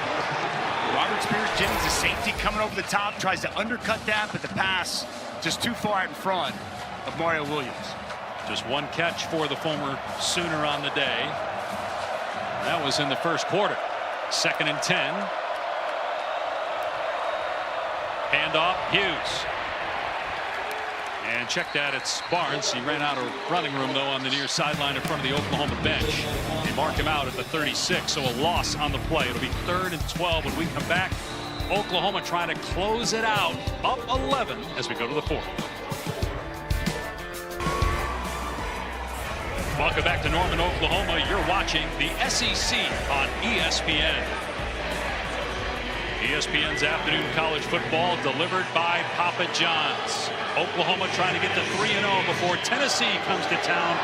And a gauntlet of an SEC schedule starts for the Sooners next week in primetime on ABC. Tulane, meanwhile, trying to improve its resume. Should it be a conference champion and be in the mix for the automatic bid, that would go to the highest ranked Group of 5 champ. This would obviously really help their cause. They lost a close game to Kansas State last week, led in the 4th quarter. They trailed in this game 21-0, but have come marching back to get within 11. A 3rd down and 13, though, here to start the 4th quarter. Pressure coming. It's picked up. Mensah throws deep. Single coverage. Hand fighting. Incomplete. Williams able to disengage from Des Malone, but could not make the catch. It's 4th down. Well, they dialed it up, brought the pressure, and you called it out. They pick it up. They give Mensah the time they need, and it's one-on-one out on the perimeter. Des Malone and Mario Williams. Good coverage down the field by Des Malone. Big stop for the Oklahoma defense to start this 4th quarter. Can the offense find its groove again and close out this game? First things first, Will Carroll punting it deep to Bowen. That's got some serious hang time on it.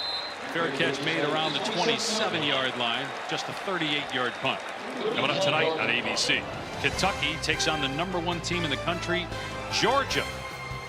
Find live sports with Where to Watch only on the ESPN app and ESPN.com, the ultimate viewing guide to live sports. Texas jumped Ohio State to number 2, but it still looks like Georgia is clearly the number 1 team in the country. They've won 41 consecutive. Their longest regular season win streak, 41. Oklahoma's got the record since the AP poll started in 1936 at 45 in a row. And they've got 47 game winning streak of all games. They went back prior to that. But boy, the level of consistency we've seen from Georgia under Kirby Smart, nothing short of spectacular. So 2 tight end formation here on first down to the Oklahoma 27-yard line.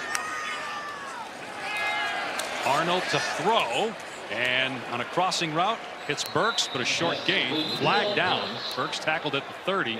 Flag is on the far side in front of the Tulane bench. A receiver may have started early. Illegal formation. Number 70 was lined up in the backfield. 5-yard penalty. First down. So that's Michael Tarquin is playing right tackle because of the injuries today. Listed as the starting left tackle. Michael Tarquin on your far right, saying they want him up closer to the line of scrimmage, saying that he's so far back in the backfield. So an unforced error. First down and 15. Pressure up the middle. Arnold throws a pick. It's intercepted at the 10 by Grubbs, and it's a touchdown. Tulane right back in the game. Arnold got hit, forced that throw. Grubbs jumped it and made a house call. Wow. The thing that's been hurting this Oklahoma offense jumps out in a critical situation, as Tulane may go for 2 here to try to make it a 3-point game. Wow. Game-changing type of play. They dial up the pressure with Dixon Agu. You see Jackson Arnold get out of the pressure initially, rushes the throw, forces it to Deion Burks, and it's Tyler Grubbs who steps in front and takes it to the house. Wow, what a play from the Tulane defense. Give the Green Wave a ton of credit for fighting back in this game. From down 21 points in the 3rd quarter. We're at the end of the 2nd quarter. Mensah on the roll-up, looking in trouble, spins away, and ball is loose, and it's picked up by Stutzman, but he's shoved out of bounds. So no 2-point conversion. It remains a 5-point game. Ethan Downs had pressure. Well, Downs gets the stop and the pressure there, but it was Tulane's defense with the huge play. The pressure comes now, and watch Grubbs sit back. Agu with the pressure. Jackson Arnold tries to force this to Deion Burks. Tyler Grubbs steps in front, and Tulane with a pick-6 defensive score right back in this game. So this is coming into today just to give you an idea of how Jackson Arnold has handled pressure so far this year. And then if you've been watching the 2nd half, he's been sacked twice, and he just threw a pick-6 because of pressure. And Tulane's right back in the ball game. Chance at redemption, though. Sam Franklin on the return for the Sooners, and he gets tackled at the 30. Yeah, Tulane's been dialing up the heat. No, it's an inexperienced offensive line. The blitz comes free. The panic from Jackson Arnold tries to force a ball where it doesn't go. The veteran Tyler Grubbs, reading the quarterback's eyes, steps in front. And the defensive touchdown has Tulane right back in this ball game as we just start this 4th quarter. How will Jackson Arnold handle the pressure that he's under right now? Faced a lot of pressure coming in to the game. They're going to keep it on the ground on first down. Sawchuk picked up by Ransaw and tackled at the 34. Gain of 4. We have not seen a ton of Sawchuk here in the 2nd half running the ball, but a lot of Javonte Barnes and Taylor Tatum. They've got both Sawchuk and Barnes in the game. One way to take some pressure off your quarterback. Run the football, although he'll throw it here on 2nd down. Instead, he's sacked for the 3rd time this half. Angelo Anderson gets to him for a loss of about 8. Penalty marker down, though. Inside move from Anderson. Let's see what the penalty is. Illegal formation. Number 70 lined up in the backfield. That penalty is refused. 3rd down.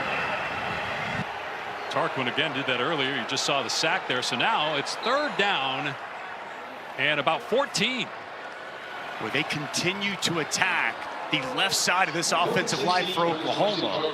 Etho Zaida, redshirt freshman, in there at guard. A lot of success for this Tulane defense working on that left side. Free play coming. Flag down. Arnold steps up and throws. Almost intercepted. As you said, like offside. Jonathan Edwards had a chance to pick it off. They had dropped everybody except 3 guys deep back towards the 40 at the line to gain. Offside. Defense number 3. 5-yard penalty. 3rd down. He wanted to eat again. He just got a sack. I mean, you've been there, right? You get one, you're itching to get the next one on the next play. Getting hungry, feeling good. Trying to jump that snap count a little too soon. Jackson Arnold recognized that he's got a free play. Still 3rd and long here for Oklahoma. They've been bringing pressure in these spots. Saw Chris Rogers start to come. We'll see if they keep it on. A couple of linebackers creeping down. Now they back away. Arnold, though, in trouble. Flushed out of the pocket. Being chased and throws it away. It's 4th down. Tulane's going to get the ball back. But the pressure that has been applied to Jackson Arnold night and day, first half to second half. Well, they bring the pressure. Rogers comes on the blitz. They pick it up initially. And Jackson Arnold can't find anybody available. Nobody open. Shaquem Laster able to add his rush late. And with this Oklahoma offense continues to sputter here in this second half. Tulane now getting the ball back with a chance to take the lead. And a confident young quarterback in Darian Mensah playing much better in the second half in his first career road start. He'll have the ball in his hands momentarily. Fleming signaling, and the fair catch made around the 25. Well, the Tulane offense for a quarter and a half did nothing, but then the Green Wave started to get it going with Mensah. We saw it from the opening drive of this second half. He got into a rhythm, some confident throws. He was able to make down the field. His defense has been really good. That's a huge 4th down conversion. That touchdown drive. All of a sudden now, the redshirt freshman, his first ever road start after being down 21-0. Getting the ball in his hands with a chance to take the lead on the road. Just outside 13 minutes remaining in the 4th quarter. Play action. Mensah setting up. Lobs it downfield. Incomplete at the 35. Dante Fleming, the intended target. They've been taking a lot of shots here in the second half, but none have connected. Play action pass. Brings some pressure from Oklahoma. The protection's there. Pocket's clean. Steps into this throw. Just a little bit underthrown. And Fleming unable to adjust and bring it in. 2nd and 10 on the Tulane 26.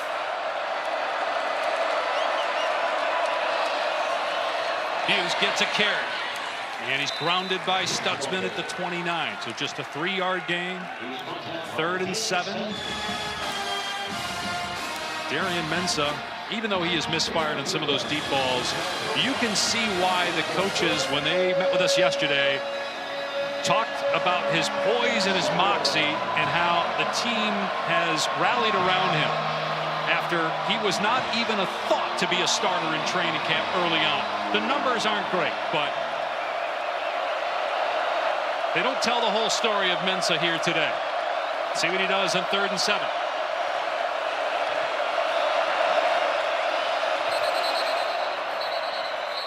No play.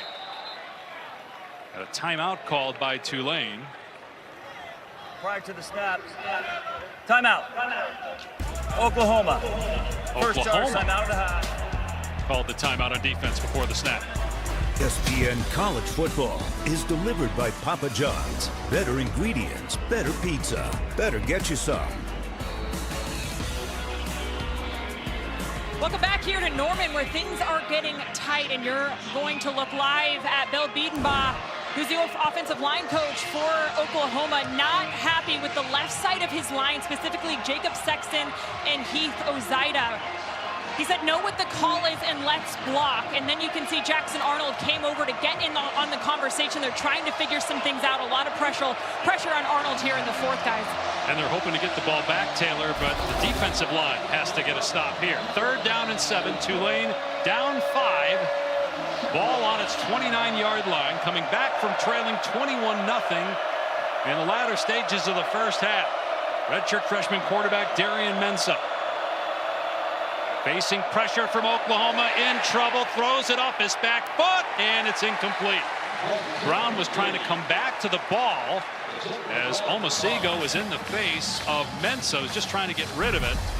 It's 4th down, and Tulane will punt it. Well, Zach Alley dials it up, and Omosigo's going to come clean, unaccosted, untouched, and Mensah's just got to retreat and get rid of the football. You saw before the timeout, Oklahoma showing pressure. They go in, they talk about it, they come out, and they dial that pressure back up, and they get home. Will Carroll on to punt. Oklahoma gets a stop on defense. 12:09 to go in the game. Kick angled toward the Tulane sideline. It landed in bounds, but then immediately kicks out at about the 27-yard line. 44-yard punt. No return. Jackson Arnold for a pick while facing pressure earlier. They've been able to get to him here lately. What's been the difference, Dusty? We've seen a more aggressive play calling from this Tulane defense, bringing a lot of added pressure. And it's interesting, man, once you start to have some success, it's like a feeding frenzy for this front for Tulane. They got a lot of confidence, and they are taking advantage of this Oklahoma offensive line. They've mis-ID'd a couple of pressures, and now this Tulane defense has Oklahoma on their heels. Last 3 possessions for Oklahoma, 9 plays, 9 yards. They run it here. Barnes past the line of scrimmage and able to get about 3. Looked like initially that was going nowhere, but got out to the 29-yard line. And trying to keep Jackson Arnold in a balanced offense, running the ball in first. Now he throws it on second. Great open field tackle that time by Kevin Adams on Bauer Sharp. And remember, Adams is replacing Billy Despaney, the starter and one of the best players on the defense, who got ejected for targeting in the first half. Boy, the recognition by Adams, reads it the whole way, comes downhill and undercuts Bauer Sharp for a negative play. Excellent job by Adams with the diagnosis and the open field tackle. No negative plays in the first half. A handful here in the second half, and now 3rd and 7. Do they come after Arnold here? Showing pressure once again. Movement by Oklahoma. It's going to be 3rd and 12. False start. Offense number 54. 5-yard penalty.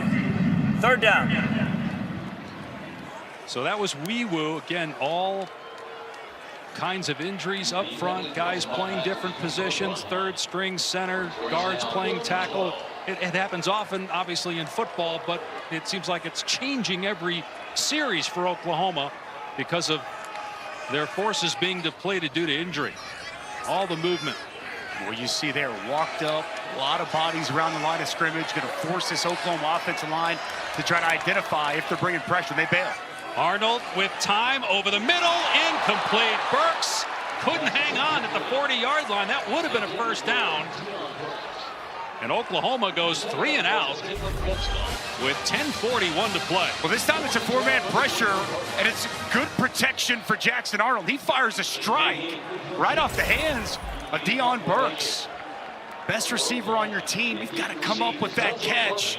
Pay it off for your quarterback, who's really been struggling. The offensive line's been struggling. That time, the offensive line got it right. The quarterback got it right. But Deion Burks with a drop.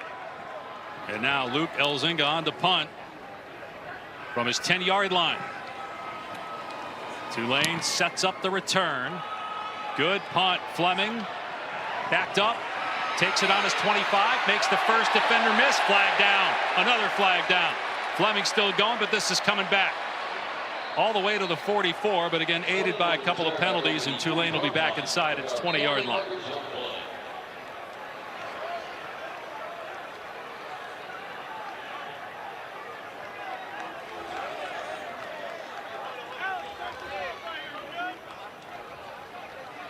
We'll get the call here from Charles Lamartina, American Crew.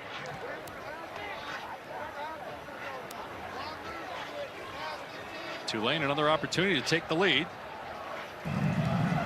During the return, illegal block on the back. Receiving team number 36. 10-yard penalty. First down, Tulane. It's on Mandel Eugene. So with the expanded 12-team playoff, a group of 5 team is guaranteed a spot. It's the highest ranked non-power 4 champ that gets a spot. And right now, as you look at the group of 5 teams, according to ESPN FPI, coming into today, Boise State leading at 26%. UNLV off to, he's got 2 wins against the Big 12. Northern Illinois beat Notre Dame. Memphis, that'll go up with its win over Florida State.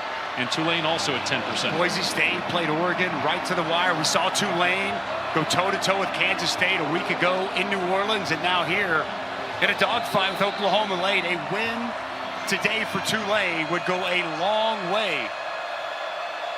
They've got a long way to go. 84 yards to be exact to try to take the lead. They're going to run it on first down. Past the 20, Hughes. First down across the 25. Maybe his best run of the day. Mekhi Hughes, who led the American almost 1,400 rushing yards last year, was just around 200 yards on the season through 2 games. Has not been able to bust free for a big run yet, but he just got 10. Running behind his pads, runs through a Kip Lewis arm tackle. A nice job. One of the bigger runs we've seen all day for Hughes. 2 tight end formation. It's going to be Hughes again. Hit at the line of scrimmage. And down at the 29. Dominic Williams, true freshman Jaden Jackson there for Oklahoma. Dominic Williams, a huge offseason acquisition, the TCU transfer. Jaden Jackson, a true freshman, been starting since day 1. A rarity along the defensive line at Oklahoma. Both those guys doing a good job on first down there in the middle. 2nd and 7. OU defense was much better in the first half than in the second. Hughes with a ton of running room straight ahead. Didn't get the first down, but a yard short. 3rd and 1 coming up. Kip Lewis on the tackle. Ball on the 35-yard line. Still plenty of time, so not necessarily in a situation that they don't get it where they have to go for it. Tulane with 3 timeouts, and they'll get, remember, the 2-minute timeout, which adds to the intrigue in close games down the stretch here this year in college football. And the expanded playoff adds to intrigue as well. We wouldn't even be talking about Tulane in the playoff with a loss in previous years. And obviously Oklahoma facing the SEC gauntlet starting next week at home against Tennessee. Cannot afford to lose at home against the unranked team as the ball is picked off by Billy Bowman on the redirection. Bowman back on his side of the field. Now back in Tulane territory and out of bounds. That got tipped twice and then secured by Bowman for a big pick. Well, I'm surprised they did not elect to keep this on the ground. Instead, they go play action, and it's Kenai Walker disrupting this pass, creating that tip drill for Billy Bowman to take advantage of. Play action, Kenai Walker. The right hand in, creates that pass deflection, ball's up in the air, and Billy Bowman right where he needs to be to get a huge takeaway for this Oklahoma defense. He had 6 interceptions last year. Arnold throwing to Burks on first down. Rip through past the 30, past the 25. One of the best offensive plays of the second half. It goes for 20 yards for the Sooners. What's a wide receiver screen, get Deion Burks out in space. Offensive line getting out in front. You like the high percentage throw there too for Jackson Arnold, and maybe isn't as confident as he was earlier in the game? Absolutely. I like getting Deion Burks the football out in space, especially when he's got blockers out in front. Plus Burks had that drop on the last drive on 3rd down as well, so they go right back to him on that play. Sawchuk looking for a hole. It's not there. Down he goes after maybe a 1-yard gain. That was Adams, made the tackle. Nearing 7 minutes to play in the 4th. Oklahoma has Tennessee next week, then goes to Auburn. The game against Texas is October 12th. They also face Alabama, South Carolina, They go to Ole Miss, LSU, and Missouri. Had trouble with Houston last week, trouble with Tulane today. 2nd down and 9. Quick pitch, going to be a throwback to the quarterback, Jackson Arnold. And Tulane was not fooled on the play. Jonathan Edwards was waiting for Jackson Arnold. It ends up going for a loss of 2. This is so well done. When you talk about staying home, watch what happens here as they set it up, a little toss, throwback to the quarterback. And it's so well done by Jonathan Edwards. Plant, redirect, and get Jackson Arnold to the ground. Really good defense by the corner. Tulane trying to force Oklahoma into a field goal. Keep it as a 1-possession game. 3rd down and 11 for Oklahoma. Jackson Arnold looks a little confused. The play clock down to 3. They're not lined up yet. The play clock at 1, and Oklahoma's going to have to use it 2nd time out.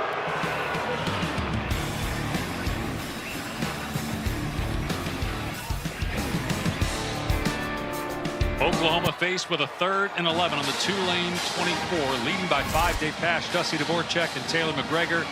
Just having Jackson Arnold drop back to throw really has not worked this half, but you're kind of in the situation where you have to. It's been a struggle when Tulane has brought pressure. Now the last 3rd down we saw, he had time, and Deion Burks dropped it. I would imagine Deion Burks going to be highlighted here in this crucial 3rd down. Saw a trick play on 2nd down, a throwback to Arnold, again facing pressure, but he breaks the tackle here. He's inside the 10. Arnold into the end zone. Touchdown, Oklahoma.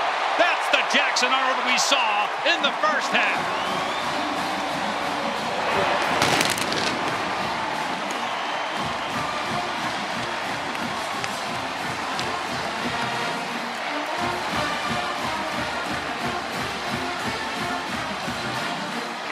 A huge touchdown to push the lead back to 11 on 3rd and 11. It's Jackson Arnold with his 2nd rushing touchdown of the day.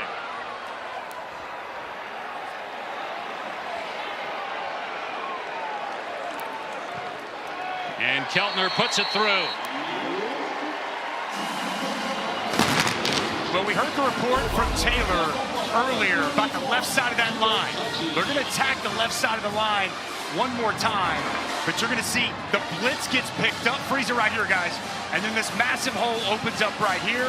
The vision from Jackson Arnold steps up, runs through, and he's out in the open space. Doesn't just get the 3rd down conversion. He takes it to the end zone to give a little cushion in this ball game. Good adjustments by that front.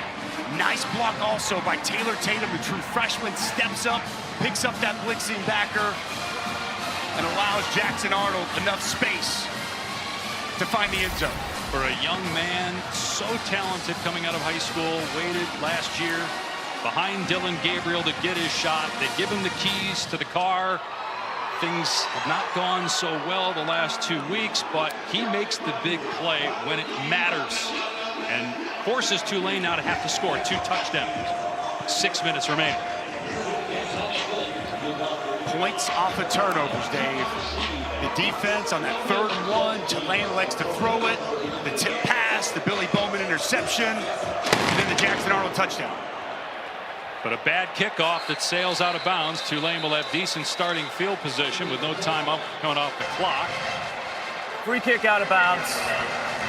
On the kicking team, Tulane has elected to take the ball 1st and 10 at the 35-yard line. Maybe they were thinking they'd go for it on 4th, that they get an incompletion, but ball gets batted around in the air. Bowman picks it off.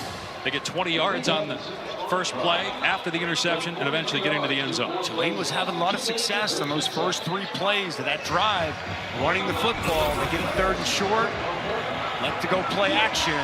Costly mistake and decision on that previous drive. And now down 2 scores, just outside 6 minutes to go. Explosive plays have been hard to come by against this Oklahoma defense this season.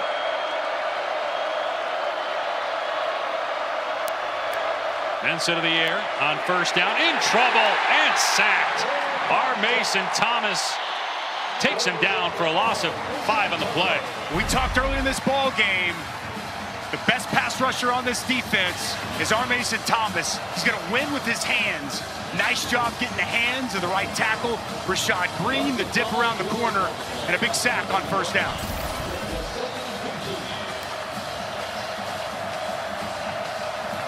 First sack for Oklahoma today. First of the season for Thomas. 2nd and 15. A run Hughes. And just too many men in the box that time for Oklahoma. And Walker, a corner in there, Omasigo. And not much, maybe one. 3rd and long coming up. I would imagine 4-down territory for Tulane at this point. We've seen Oklahoma in these spots dial it up and bring pressure. Can you get 6 or 7 here on 3rd down to make it a little bit more manageable on 4th down? That's a good point. Don't need the entirety of this 13-yard. Just make it manageable. 4-down territory here for the Green Wave. Wide receiver screen, but it was read well by Thomas, who bats it down, and now it's 4th and 14. That was the idea on the wide receiver screen, right? Get something. But Thomas read it well. Really nice job. He comes out of the stance, shooting upfield, and as soon as he feels that pressure, he gets let go upfield, shuts down the rush, gets his hands up, and gets the pass deflection. They have to get to the 45-yard line. 4th down and 13.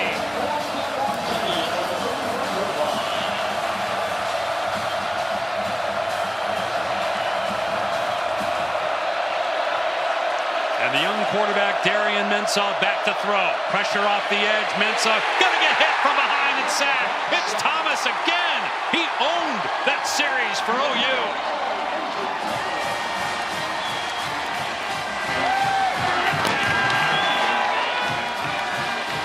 Wow. What a 3-play sequence for Mason Thomas.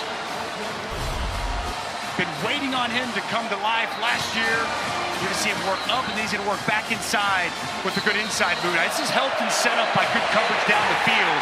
You can try to get a chipper on him, but relentless pursuit to the quarterback.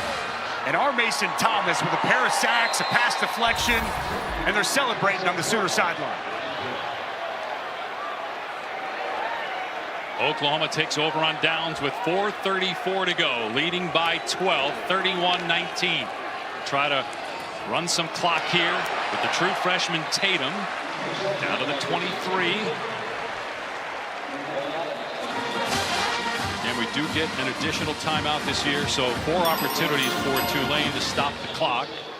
A 2-minute timeout instituted here in 2024. Oklahoma in no rush to snap it, with Tulane electing not to call the timeout there. Imagine they'll take the play clock down inside 5 before they snap it.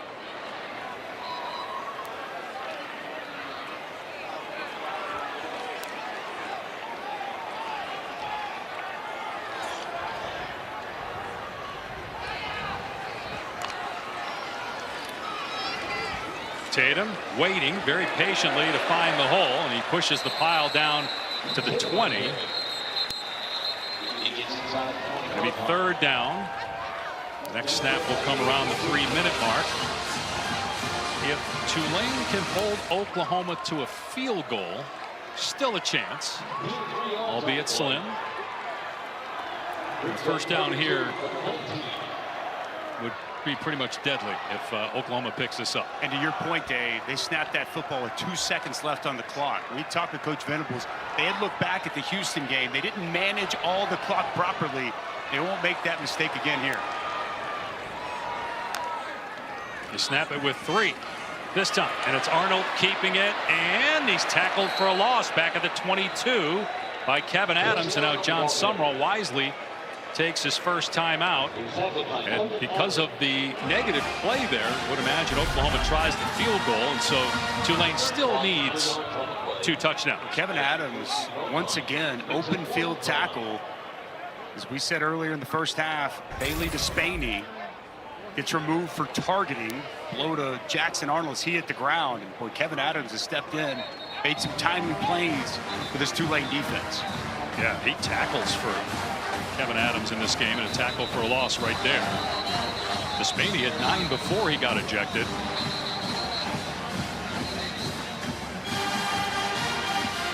Well, good bounce back by Jackson Arnold, though, after the pick 6 to be able to lead his team down. Had a shaky series or 2 after that, but got his team in the end zone. No question. Big key clutch 3rd down. He was able to escape the blitz that was brought. Get a key touchdown. See if Oklahoma can make this a 2-touchdown game. Keltner on for a 39-yard try. Try to extend the lead to 15.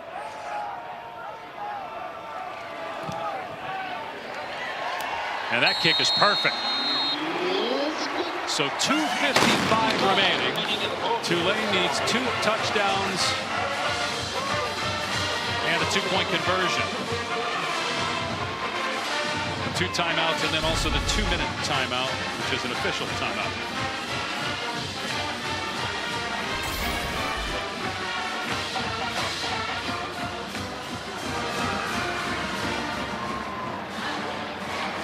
If you're Brent Venables, how confident are you right now in your offense going into the SEC?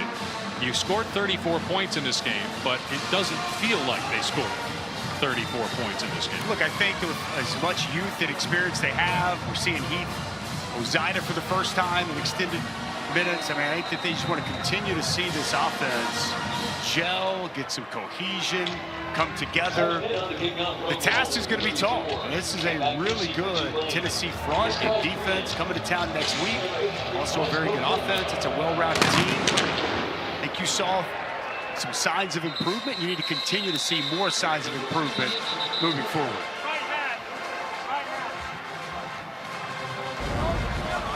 We've seen some defense here throughout the course of the day.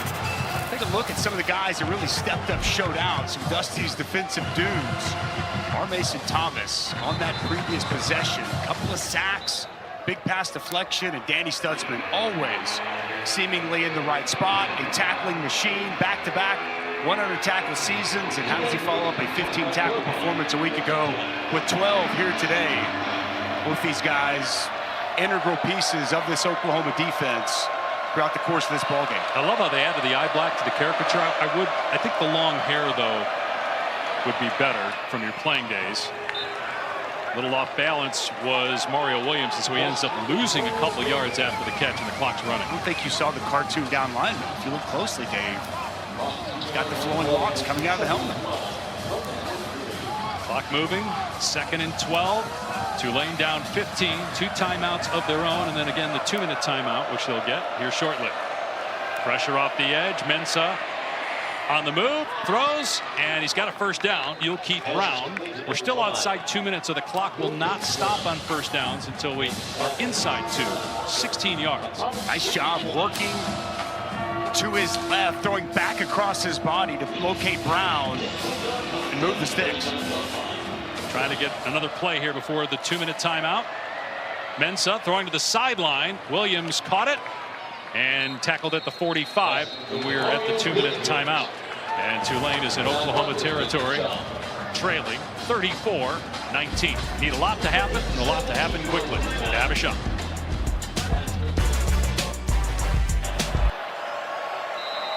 All right, Matt, Tulane still with life.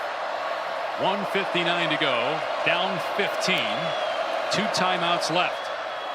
Mensah climbing the pocket and throwing it away. Flag is down in the backfield.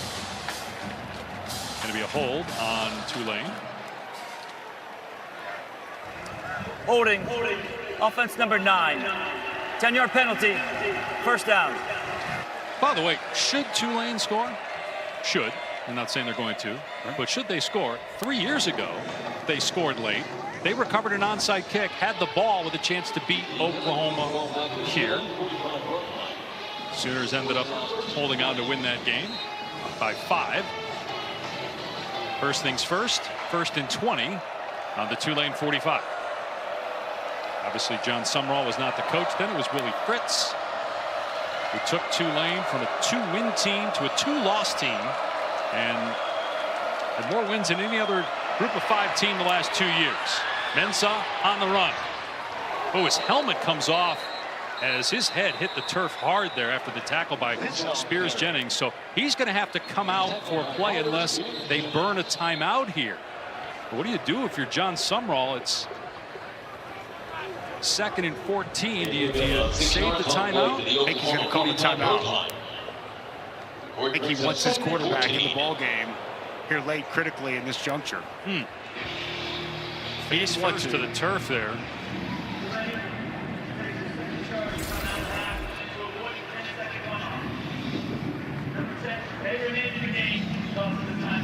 When he came hard down to the ground as Robert Spears Jennings grabbed him when he fell, obviously.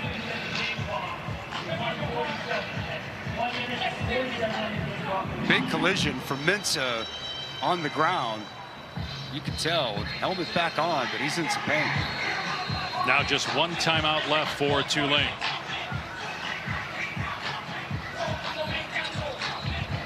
Two touchdowns, and at some point, a 2-point conversion, along with obviously having to recover an onside kick. But Mensah able to stay in the game. 2nd and 14 at the Oklahoma 49.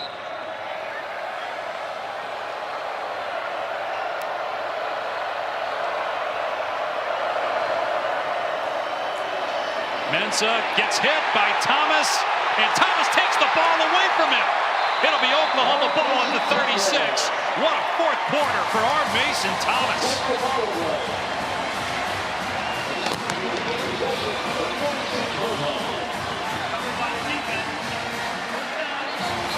When our Mason Thomas putting on a pass rush clinic here in the 4th quarter. Hands, dip, get to the quarterback, get it out. And how about him? Just cool, calm, collected, gonna scoop it, pick it up as well. And that's a trifecta. You beat the offensive tackle clean, you get to the quarterback, get it out, and you get the recovery. What a 4th quarter and a way to close out this game for our Mason Thomas. And that was just one timeout left. Tulane cannot stop the clock more than that. And Oklahoma's going to survive. Tatum stacked up at the 32. And so here's the last timeout. But as the Sooners enter SEC play for the first time, welcoming Tennessee to town next Saturday, it is the beginning of one of the most difficult stretches in college football. Just look at the top 10 teams that Oklahoma has to play this year. And they also have to go to Auburn, no easy place to play. And South Carolina comes here, which maybe before the year you thought would be an easier game than right now. And you don't have the final game at LSU, which we all know going to play in Baton Rouge is no easy task. 5 remaining opponents in the current top 7 of the AP. It is a daunting task here with this SEC slate, but get things started next week against Tennessee. It'll be a big challenge and a big test. Arnold just handing it off again here to Tatum. And Tulane cannot stop the clock. Will be interesting to see how Jackson Arnold handles the bright lights next week. It'll be his biggest stage as a college football player. And he had a nice bounce back game that he made. Obviously the big mistake with the pick 6 that got Tulane back in the game. But all in all, pretty good day for Jackson Arnold. Faced a lot of pressure in this game. Especially on the ground. I mean, he really stepped up, made a couple of key runs when he needed to. And one thing I'll be curious, who do they get back? Do they get Nick Anderson back at wide receiver? Is Branson Hickman, who came from SMU to be your starting center, does he come back? Or Troy Everett, who was hurt in the spring, hoping he can get back? Like, what does this roster look like when Tennessee comes to town? Can they get some help, some support, some guys that they felt like were going to be key members of the starting offense back before Tennessee comes to town and this SEC gauntlet begins? So Jackson Arnold just dropped below 100 rushing yards you saw from that last spot.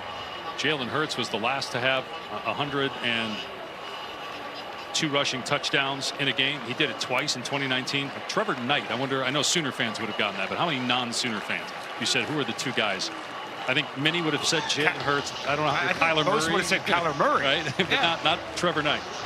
No, I don't think that would have been on many people's bingo card. I think now, too, with 42 seconds left, snap it, take a step back, take the knee. Should be enough to end this ball game for Oklahoma.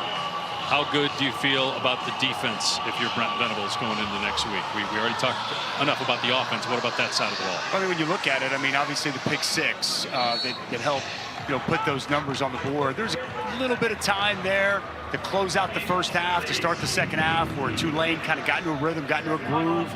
He'll want to look back and address that, but I thought the defense really stepped up, answered the bell when this team's back was against the wall. It was them coming up with a timely takeaway, and here late in this ball game, icing away with really good pass rushing.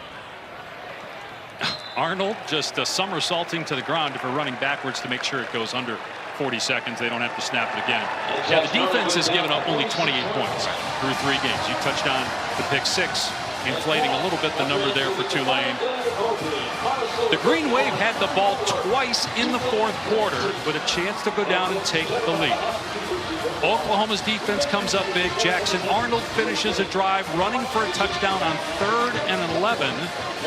And the Sooners extend their streak against unranked non-conference opponents to 48 in a row. The last loss coming in 2005. They've also won 16 consecutive non-conference home games. The next week, the SEC begins for Oklahoma football. Tennessee comes to town. For Dusty Dvorak, Taylor McGregor, I'm Dave Pasch. So long from Norman.